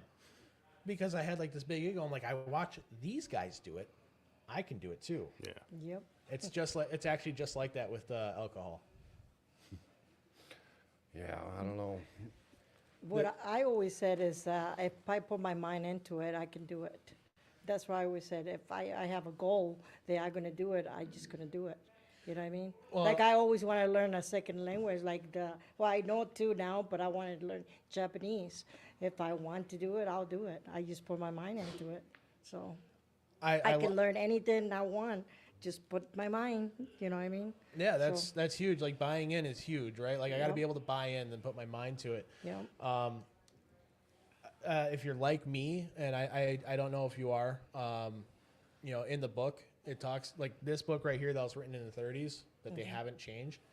It talks about if you are as seriously alcoholic as we were, the time will come where your mind, you're going to have strange mental blank spots, and you have no defense against the first drink. They call it a hopeless condition. That's why that there's, many more pages after that one. Yeah. And they tell us how we get through that. But I can't think my way to stay sober. I tried. No, that doesn't work. I had, it's a program of action. I have to have action behind it. And, speaking of action, we have a person asking, what did you do for your recovery today? Today. Actually, I spoke live on a podcast. I usually don't even speak at meetings. That's one thing I've done today. I got up and went to New Way this morning, even though my cab was late. I spoke in group again today. Those are a couple of things. I talked some other people into coming with me here today. And just woke up saying, I know I can do it today. I was in a good mood and ready for it. So. Right on. Maria, what did you do today for your recovery? Well, I went to New Way also. I speak, and when we check in, we also did like a music.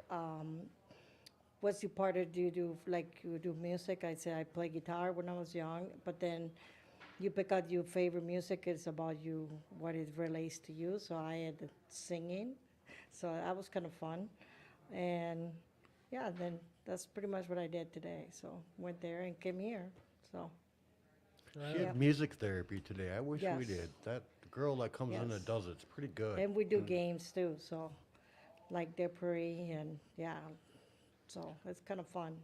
I go to the 3 R's. She goes to the other one on, St. Paul, in St. Paul at New Way, yep, So, yeah. Not important.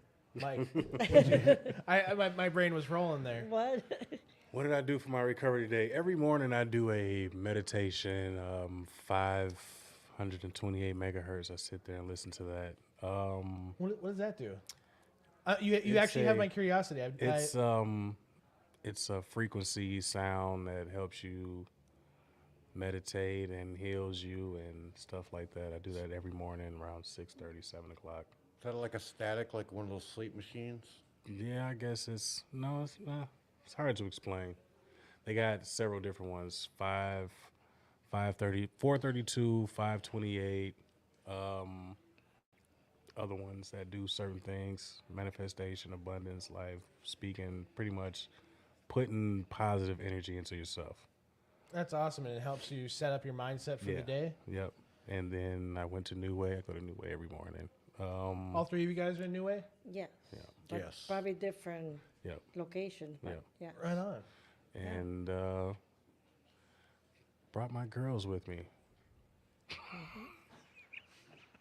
They're learning the yo-yo. Yeah.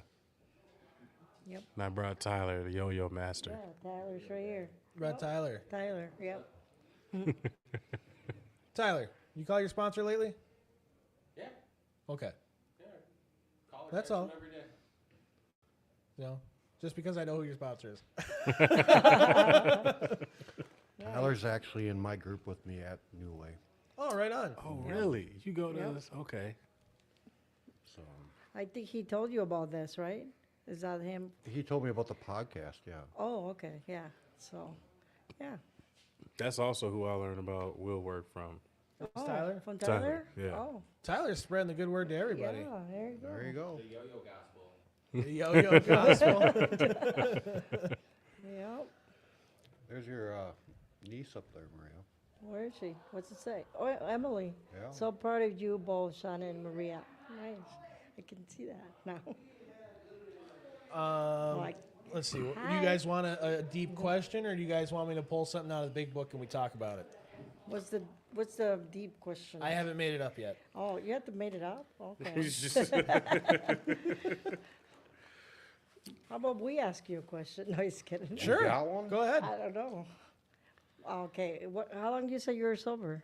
I accomplished 2 years on Wednesday. 2 years? Oh, congratulations. then. Congratulations. Thank you. Yeah. So, You went through New Way? I did not. I was very hard-headed, and I was full of ego and pride. oh, And I said I can do this on my own, and I sat at home, and fear kicked in because I was an addict to fentanyl, among other things, right? But I got terrified of what the withdrawals were going to be. That I took. They prescribed me Suboxone for the first 90 days of my sobriety.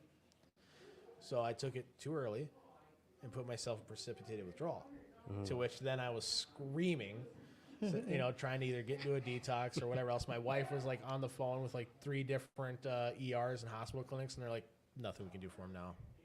He's put just sway there. Yeah, he put himself in precipitated withdrawal. What are we going to do? Give him more Suboxone, the thing that just put him in precipitated withdrawal?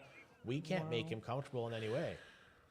The best we would do is just make sure he's staying on fluids, and my wife's like, well, I can do that. I can do that. Yeah, so that was my experience, and then I think that lasted for like 26 hours. Sweaty bed sheets, just weak, sick, and when I finally got out of bed, it was I had 2 feelings. One was in my heart, and one was in my head. And my head said I need to get high and find get more, and my heart said I can't do that again. So I left the house sweating, and I walked into an Alano. And I sat at that Alano from 1 p.m. to like 9 p.m. that night. But it probably would have been a lot simpler had I just been like, yeah, I can't do this on my own. I need to go somewhere and gone through a treatment facility. I actually tried by myself as well. I tried to sober up in a hotel room after she had already went into treatment, and yeah, I ended up drinking. As soon as I got off the phone with her, I was getting drunk at night, and after about a week of that, it was time. That's when I knew I needed to go into a treatment center. Yeah. So Yeah, and I don't so much mean I did it alone. I just detoxed alone. Like after that, I was right in meetings and Alano's recovery centers, wherever I could be. That in the beginning, just to be safe, because I was sweating, and I just wanted to be surrounded by people that understood. yeah, 'Cause my wife, she didn't know. My wife's like the most normal person there is out there. She like smoked weed one time, and she got paranoid. She's like, I don't like that. Yep, that's me. I'm like, I don't get it. And like Nope. she'll drink a little. Like I watched this woman while we were on vacation.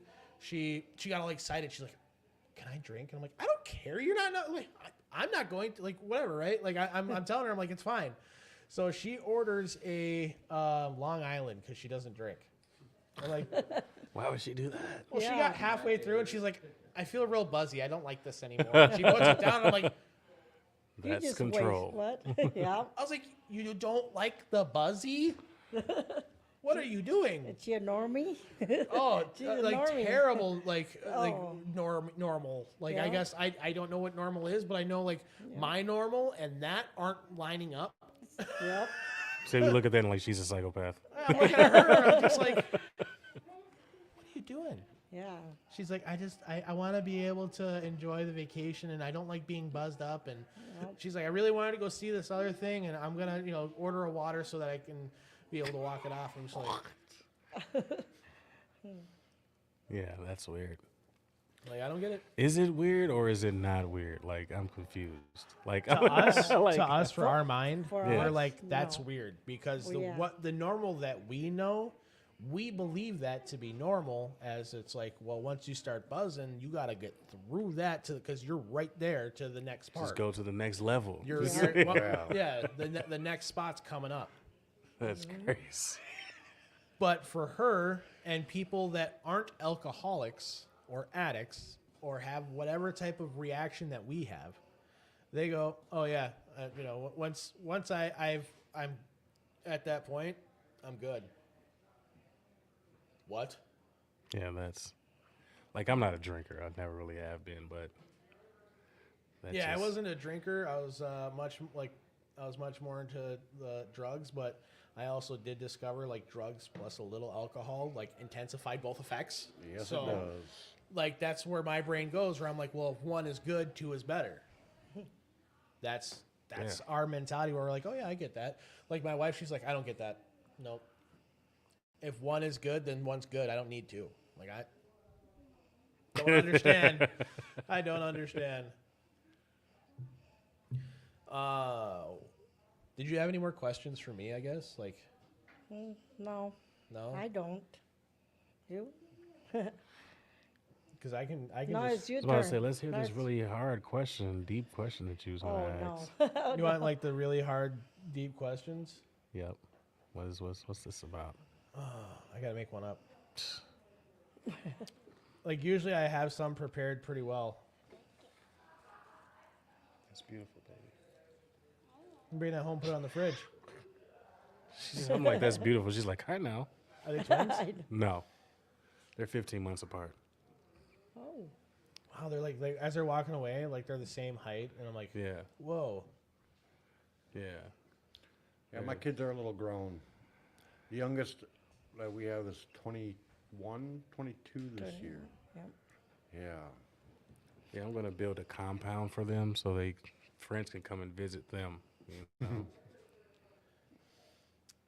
Is that a bit outrageous? That sounds like Sounds decent, doesn't it? institutional. They're going to have everything right there. Sounds like jail. It's not jail. They got everything right there, right? They got the 3 hots and a cot. They've got And the yard. snacks. They're And going to have a trampoline. They got snacks there. They don't have snacks in jail. I had a buddy who used to tell me, those pickled sausages? I'm like, gross. He's like, no, those are great. He had to buy that. Yeah. I was in Indiana. One noodle was $1.50. I think they're more than that now. It was crazy. Like A pack of noodles was $35. They're gonna have free food, Yeah, but you got to pay for it. You're still but it's gonna be free to them. It's gonna- Hey, I don't have kids, so I have no idea what it's like, and I have no idea what to be like. Oh yeah, do this for They're your not children. just kids; they're girls. Have you yeah. looked at? It's 2024. yes, girls. Society is crazy. I Right can openly say I have no idea what it's like to be a parent, let alone a parent of daughters. Yeah, that's I used to be a womanizer. It was I'm not gonna lie, and that's changed ever since they was born. It was man, dude, I fucked up. My daughter was 14 when she came home with her first tattoo. She tattooed a little heart on her arm. Yeah, 14. A heart? A little heart on her arm. For little- who? Her little boyfriend did it for her. This man is so in dad mode. He's like, for who? Her little boyfriend did it for her with a little Oh, pin wow. and ink. Yeah. Are That's you ready exactly for that? why the compound. They're not Are you gonna. ready for They're not that? gonna have any of that. There's gonna be a cage. It's probably gonna be electrical. I haven't I haven't debated on that yet. I'm gonna work my ass off so I can afford guards at every corner. Exactly. Wow. Monitored cameras. Yeah. They're not gonna be allowed out. Not at all. We're gonna go on field trips. I mean, Oh, man. outings, whatever it's called. Like, Supervised release.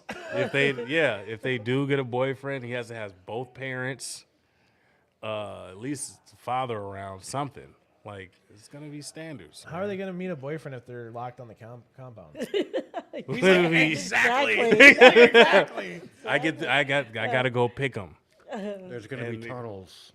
It's gonna no, it's not. There's going to be gonna- tunnels. No, there's gonna be electric wires in the ground. Now that you say that, We're just helping him build a better compound now. Yeah. They're He's gonna like, you know find a what? way. Second thought, box in the ground. yeah. And they're gonna have interviews, family interviews, everything like that. So Wow. Well, one is listening. So. she's always listening. Yep. That's. She's a smarter one. Yeah, she is always listening. Yep. She's the responsible one, but she's the younger one. Wow. See. Uh-oh. Wow. Yeah, Sometimes that's what it is. Yep. and she's like super chill. Like she's super active. You know those are the ones you have active. to worry about, right? Yeah, Okay. Yep. yeah. No, those are called trap children. Those are the ones that trap you into the mindset of like, oh, we should have another one. Yeah, she's No, chill. thank you.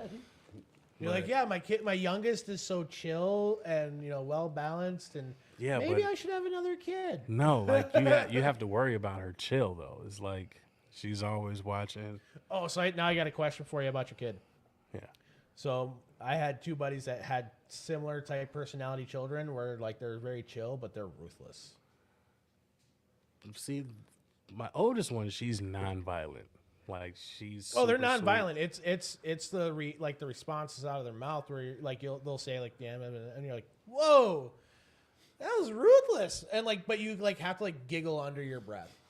Yeah, so like my oldest one, she goes everywhere and she touches everything. So I'm like, hey, I'm gonna chop your hands off and sell them on eBay. and she's like, what's eBay? She says, a place where they sell hands, duh. I was like, So yes, the now it's 3 for 3 of children I've heard that have that kind of chill where they just have those ruthless responses. yeah. Yeah. Now that well, thank you for confirming. Now Yeah.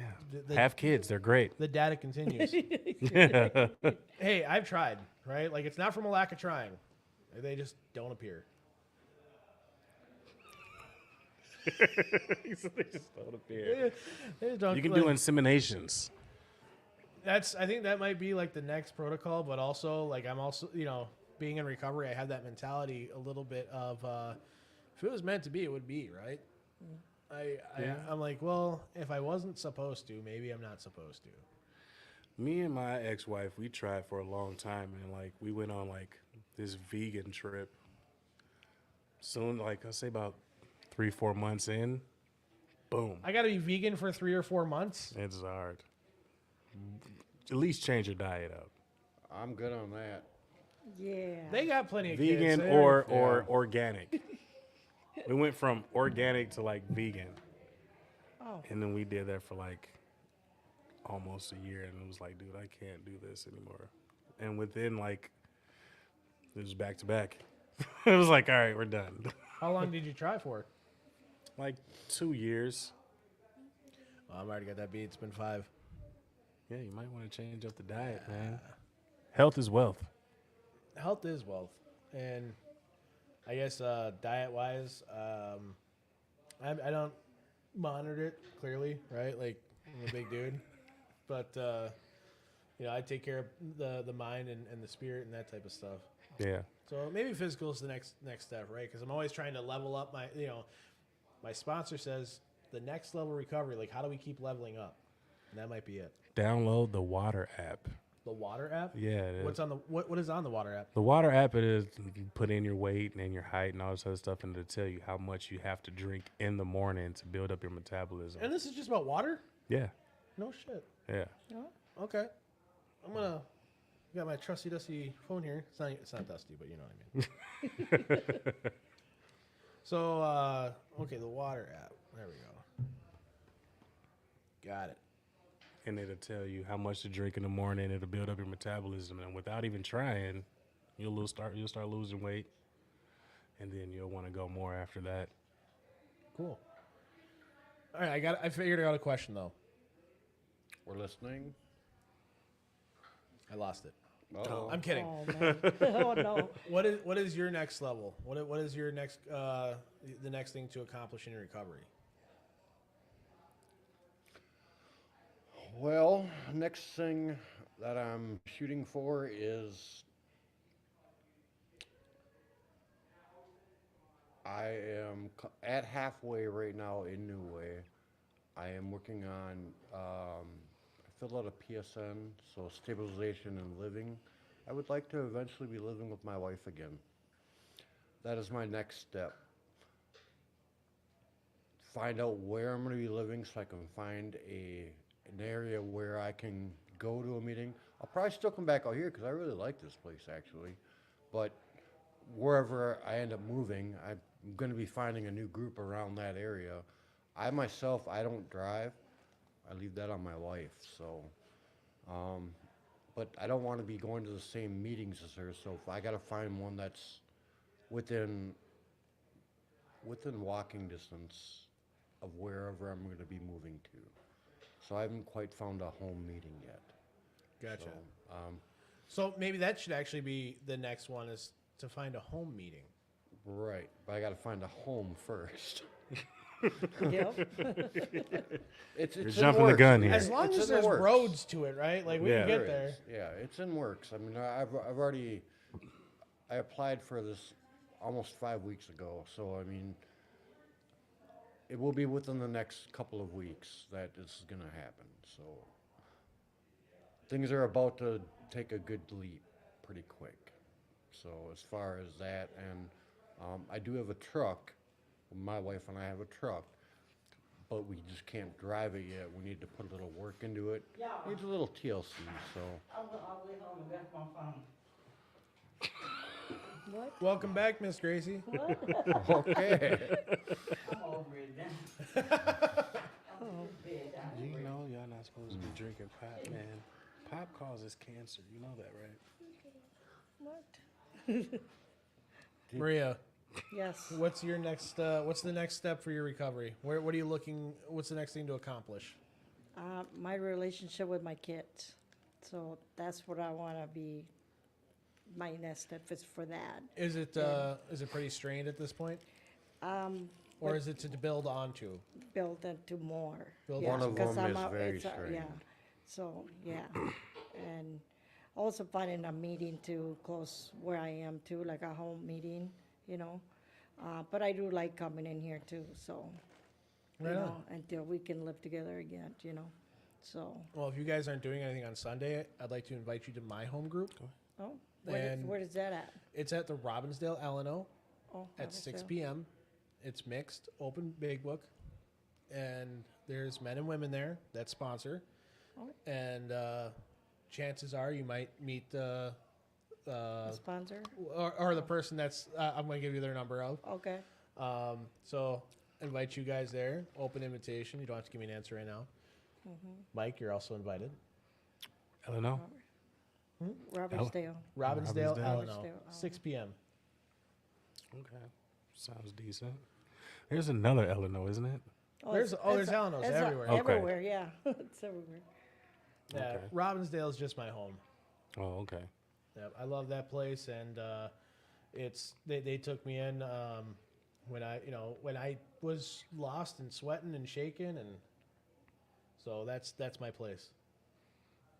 That's dope. I yes.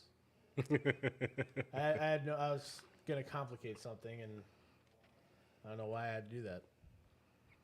Just thinking. Just thinking. Got to stop it. Why don't you ask a question then? What do you got? Besides the shakes and sweating and stuff, what was the hardest thing to get over and the thinking? The hardest thing to get over? Mm-hmm. So the hardest thing to get over was thinking that I knew it all, because when I came back 2 years ago, it was not my first attempt. I went to my first Alcoholics Anonymous meeting when I was 15 years old. I had just gotten in more big trouble at school and got expelled.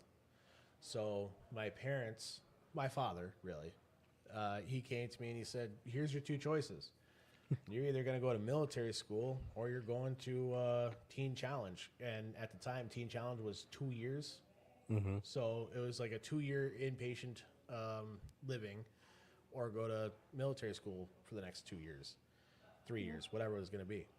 And like the alcoholic that I am, I said, "Can I counter?" Right? And be, I might have mentioned this earlier. I'm in sales, so I negotiated. Oh, I negotiated, baby. And I came back at him and I was like, "Well, I don't want to do either one of those things. So what if I find a school to get into that'll take me, and I stay sober and stay out of trouble?" And he came back with my mom about 3 hours later and he said, "Okay, but if you mess up, you're going to military school," because that was his choice. His choice was military school. My mom's choice was to go to like long-term treatment, and they gave me the option, and I was like, "No, I'll do this." Well, Dad said, "You mess up, that's where you're going." So I stayed sober for the rest of my high school experience, and I went to meetings and I stuck around, and I think I had like a slip somewhere in there, but I like immediately told my dad, I'm like, "Hey, I messed up, but I talked to my sponsor. I'm doing all this." I was like, "It was a mistake," and he actually appreciated my honesty and how I came forward to him like the very next morning about because I had remorse, and I told him, I was like, I'll go if you want me to," and he respected that I manned up, right? Like that was how he saw it, I think, and but I stuck around, and when I was 20, I moved out and did some more field experimentation. So, but prior to that, I had a sponsor. I was sober and in the program for close to 3 years. I went to meetings. I sat down. I read. I didn't get all the way through the book in 3 years, which was the testament of how much I always had resistance or had an excuse why I couldn't meet this week or do this that time. But I got to my 10th step. So I got to the first 86 pages of the book. And went back out and I would think that with all the knowledge that I had, I would have figured it out quickly. It took me 10 more years. So 10 more years of doing that, I came back. That was the hardest thing, is when I came back, is not thinking I already knew it all. I had to clear my mind, because that's another thing that talks about in how it works, is we had to lay aside what we think we know. And that was the hardest thing, is to lay aside the ego of oh, I know how this is, I know how this works, I know how to be sober, I know how to do the steps, I know how to be a good person in recovery. And the truth was I didn't. I was there just as beaten and bruised as ever. So, yeah. What about you, Sean? You just made me think about something else, but I already know I'm beaten and broken, but what I was actually thinking about, I knew I definitely had a problem, definitely, when I went to the Mall of America. I was actually just talking about this earlier. Went to the Mall of America. We go up to the 4th floor where I wanted to see if the comedy club was open. It wasn't. So we're walking through the 4th floor. The bar Hooters is up there. I'm a guy. Where should I be looking? The Hooters. Obviously. I'm looking at the beers on the table that aren't touched as I'm walking by, and I'm like, we gotta go. And I didn't even look at any of the girls. I'm looking at the beers on the damn table. And then Aren't you proud, Ray? we walked away. I was suggesting the food, but he was looking at the beers. It didn't faze me at all. But yeah, so. So that was the hardest thing in the beginning, is just seeing the alcohol, being around it. That was one of the. I mean, it's not. It's all over everywhere. It's on TV. It's everywhere. It's just at that moment, walking by, seeing open beer less than 2 feet from me, brand spanking new on a table. That was a little hard. So I mean, that's the first time it's been that close where I could have said, "Hey, I want one, you know. No, we just ended up leaving. Once we got out that floor, everything was fine. But that was probably one of the harder triggers that, you know, realization that, holy shit, I really do have a problem. That was like an eye opener. I mean, when I catch myself doing stuff like that, I'm like, oh, yeah, that was an eye opener. That's when I knew that it's time. I mean, that when you catch yourself doing stuff like that, that's a hell of a trigger. The show's over at 10. That Oh, helps. Yep. Good. No, I try to keep content going until 10 o'clock. So, Oh, okay. um, Well, can finish that. Yeah. Maria, what was the hardest thing for you? From Mike's question, what was the hardest thing for you when you got sober? The hardest thing, well, for me is I have mental issues, so for me it was time to quit because I can't have just one drink, you know, it leads to one more, and I just want to have a happy life and live, you know, and I just realized that that's not for me anymore, you know. It's just didn't get me anywhere or gets me in trouble, you know, and it's just hard.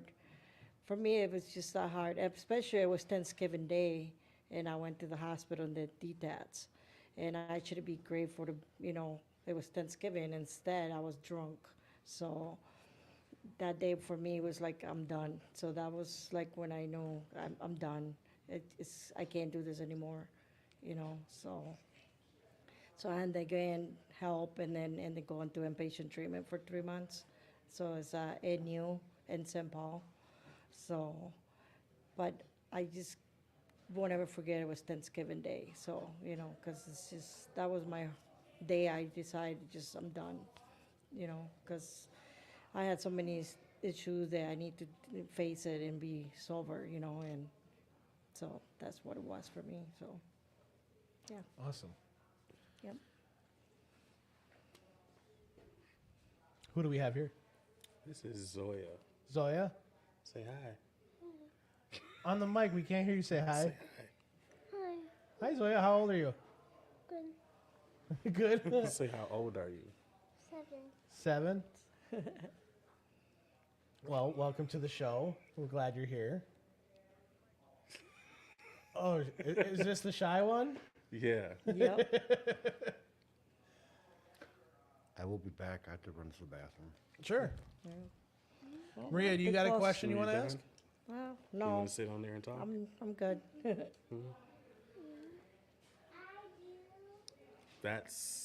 That's your open. Yeah, that's the open mic. Oh, there she There comes. she is. Open mic. Oh, Hi. All right, so who do we have?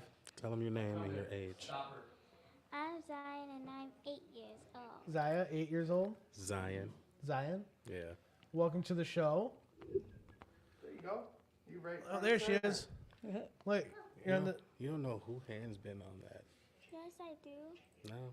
Came from a My factory. hands. Somebody else's hand. Close had her to down. bring it Start in. getting some attitude for gratitude. Gotcha. No one All right, so else's real hand. quick, let's get you right here on the mic and tell me what you're thankful for. Go ahead, tell them. Tell them what you're thankful for. It can be short. It's okay. What are you thankful What are you for? thankful for? Dada. Thankful for Dada? oh. How about you? What are you thankful for? My family. Your family? That's so sweet. Yeah, weird. Mike, what's your gratitude? I'm thankful that I am an active father. Oh my God. I am thankful for being an active father and Yes, I do. being able to say that I was in their life the entire time. The hardest time was in jail. By the mic. We both at the So mic. Ah. go, girl. Maria, let's get your gratitude. What are you thankful for today? For my family and to be alive. So that's what I'm thankful for. Awesome. Yep. Who's a friend in the audience? That's John. John, John come up here and Brass. give me your gratitude. Come on, John. Talk to the microphone. John, welcome to the show. Thank you. I'm grateful for not having any alcohol or drugs in me today. Awesome. 24 hours, but I'm grateful for everything. Well, If it was, we're grateful if that I would you're have just here. been sober, I wouldn't have been to jail. I wouldn't have been, yeah. Anyway, thank you for having me. Thanks for coming on. Have a great night, bro. Thanks, Yep. you too. Thank you. So, Sean, we got to get Sean. your gratitude before we shut down. yep. What are you thankful for? So tell me what you're grateful for. I am grateful for my children, my grandchildren, my family, my beautiful wife, my friends, and another chance. Right on. Tyler, Wow. come give us your gratitude. Yeah. I'm grateful for yo-yos and all of you yo-yos out there. Thanks, Tyler. Thank you, Sean. Thank you, Maria. And thank you, Mikey, for being on the show tonight. No problem. I want to thank everybody that tuned in tonight. You got without everyone that is involved and gives us their feedback. Lisa, Dee, Dustin, the family members that checked in, like Emily. We appreciate all of you. Really thankful to have the people that stay involved. But before I give my gratitude, Timmy, what's your gratitude? My gratitude speaks when I care and when I share with others the recovery way, that no person in recovery goes without the thing that we've already found. So what I get to do is give back to others who haven't got what I've got and try to give them what I've been given, which been given to me so freely. No, I'm so full of shit, but that is seriously. That was so rehearsed. No, that's the NA statement. It's there. Oh, that's the NA statement? My gratitude speaks when we care and when we share the NA way, that no addict seeking recovery need ever die from the horrors of addiction. That's the NA. So no, my gratitude sounds like this. I'm upright, I'm breathing, I'm alive. I've got assets today. Someone brought up assets not too long ago on the show, and like I always thought of assets as my bank account, my motorcycles, the roof over my head, this, that, and the third. And then I really started thinking about it. It's like, you're an asset to me. Jake, you're an asset to me. This place is an asset to me. Assets nowadays are so much different than what they look like to me years ago, 6 months ago. What type of assets I think about now are ones that saved my life, and I'm talking about people. It was this fellowship that kept me clean and sober. It's this fellowship that kept me coming back, that kept me engaged in a different way of living. My biggest fear before getting into recovery was, what am I going to do to fill my time? How am I going to pass time? Because all I do now, 24/7 hours a day, 24/7 hours a day, 24/7 is get high. Everything revolved around getting high, selling dope, getting dope, selling dope, getting dope, 24/7. So I had this fear of like, what am I going to do?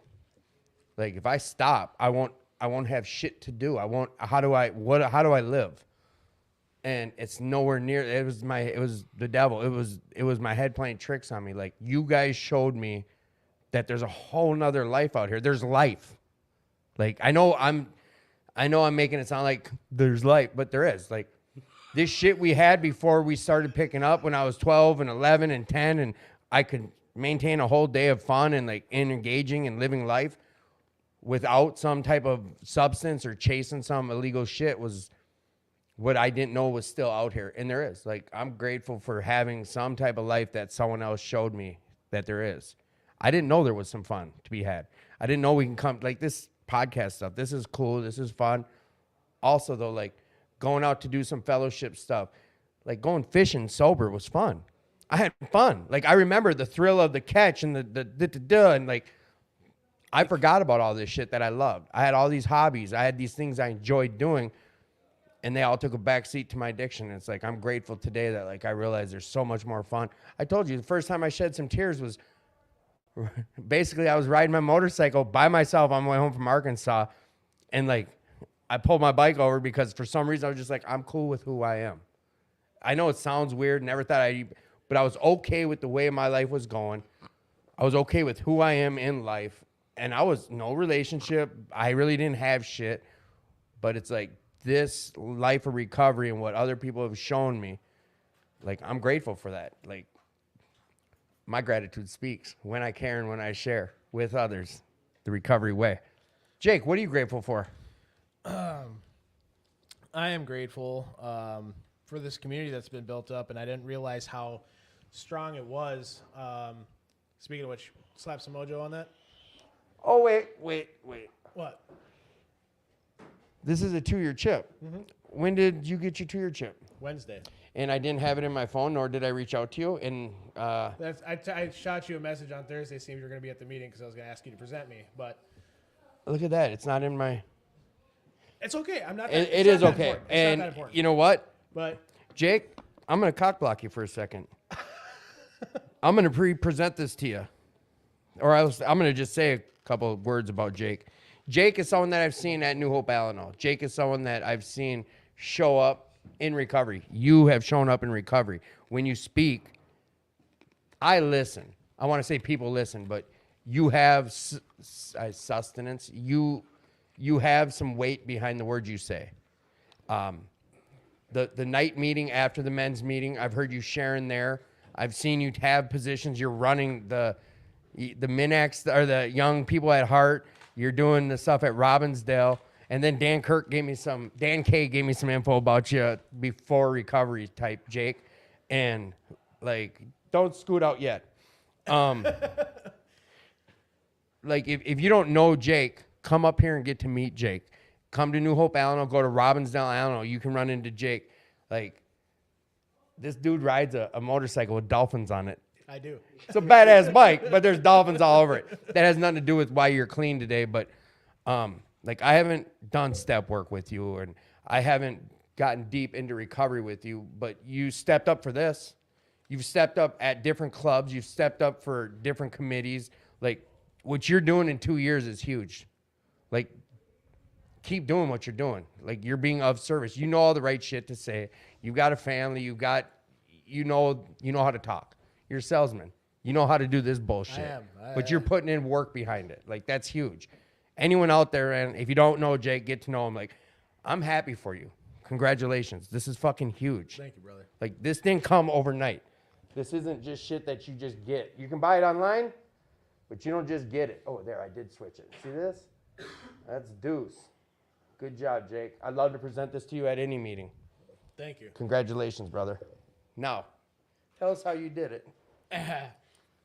Well, quickly about the gratitude. I'm grateful for, like I said, with the community. I had 107 people reach out to me that day. I did not get much work done on Wednesday, and that was fine. It was, I felt so incredibly loved, and it was something that I didn't experience prior to. So that being said, the way I did it was in the very beginning, I just said yes, because that was what my sponsor that I was told to get, that I was told to get a sponsor. He said, when AA asks, you say yes. Mm-hmm. So that's what I did. When they said we need someone to stay and clean up the tables, I said, I'll do that.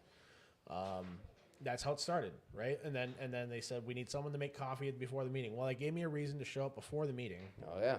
And start talking to the people that are there, and had me some accountability. Mm-hmm. So that's what it's teaching you in the very beginning when you take on a commitment.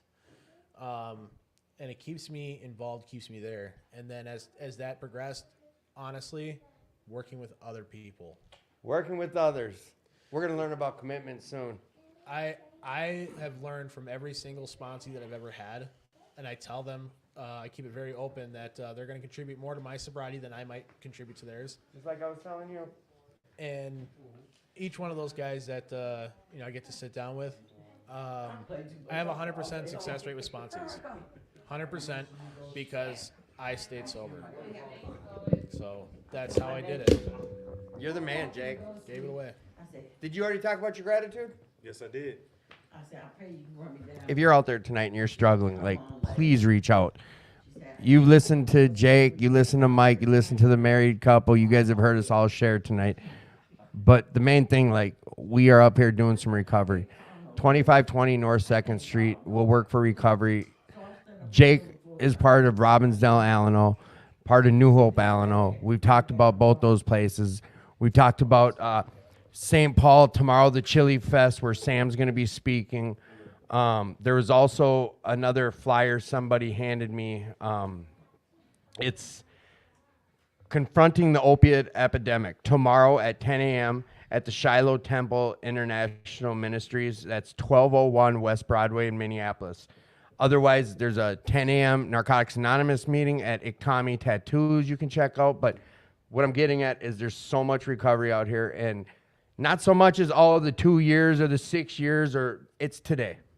You can go catch yourself 24 hours today, tomorrow, any day you want. But we're talking about this happiness. Like, it's out here for the taking. You deserve some happiness. If you're struggling, please reach out. You're worth it. If no one's told you today, let me be the one. I love you, and you're loved. You can close it down. However you want. I just had to say my little 2 cents. I mean, that's the best way to close down. We thank you, everybody that tuned in, that gives us feedback. Without the community, there's no show. So thank you guys all for tuning in, hearing me ramble.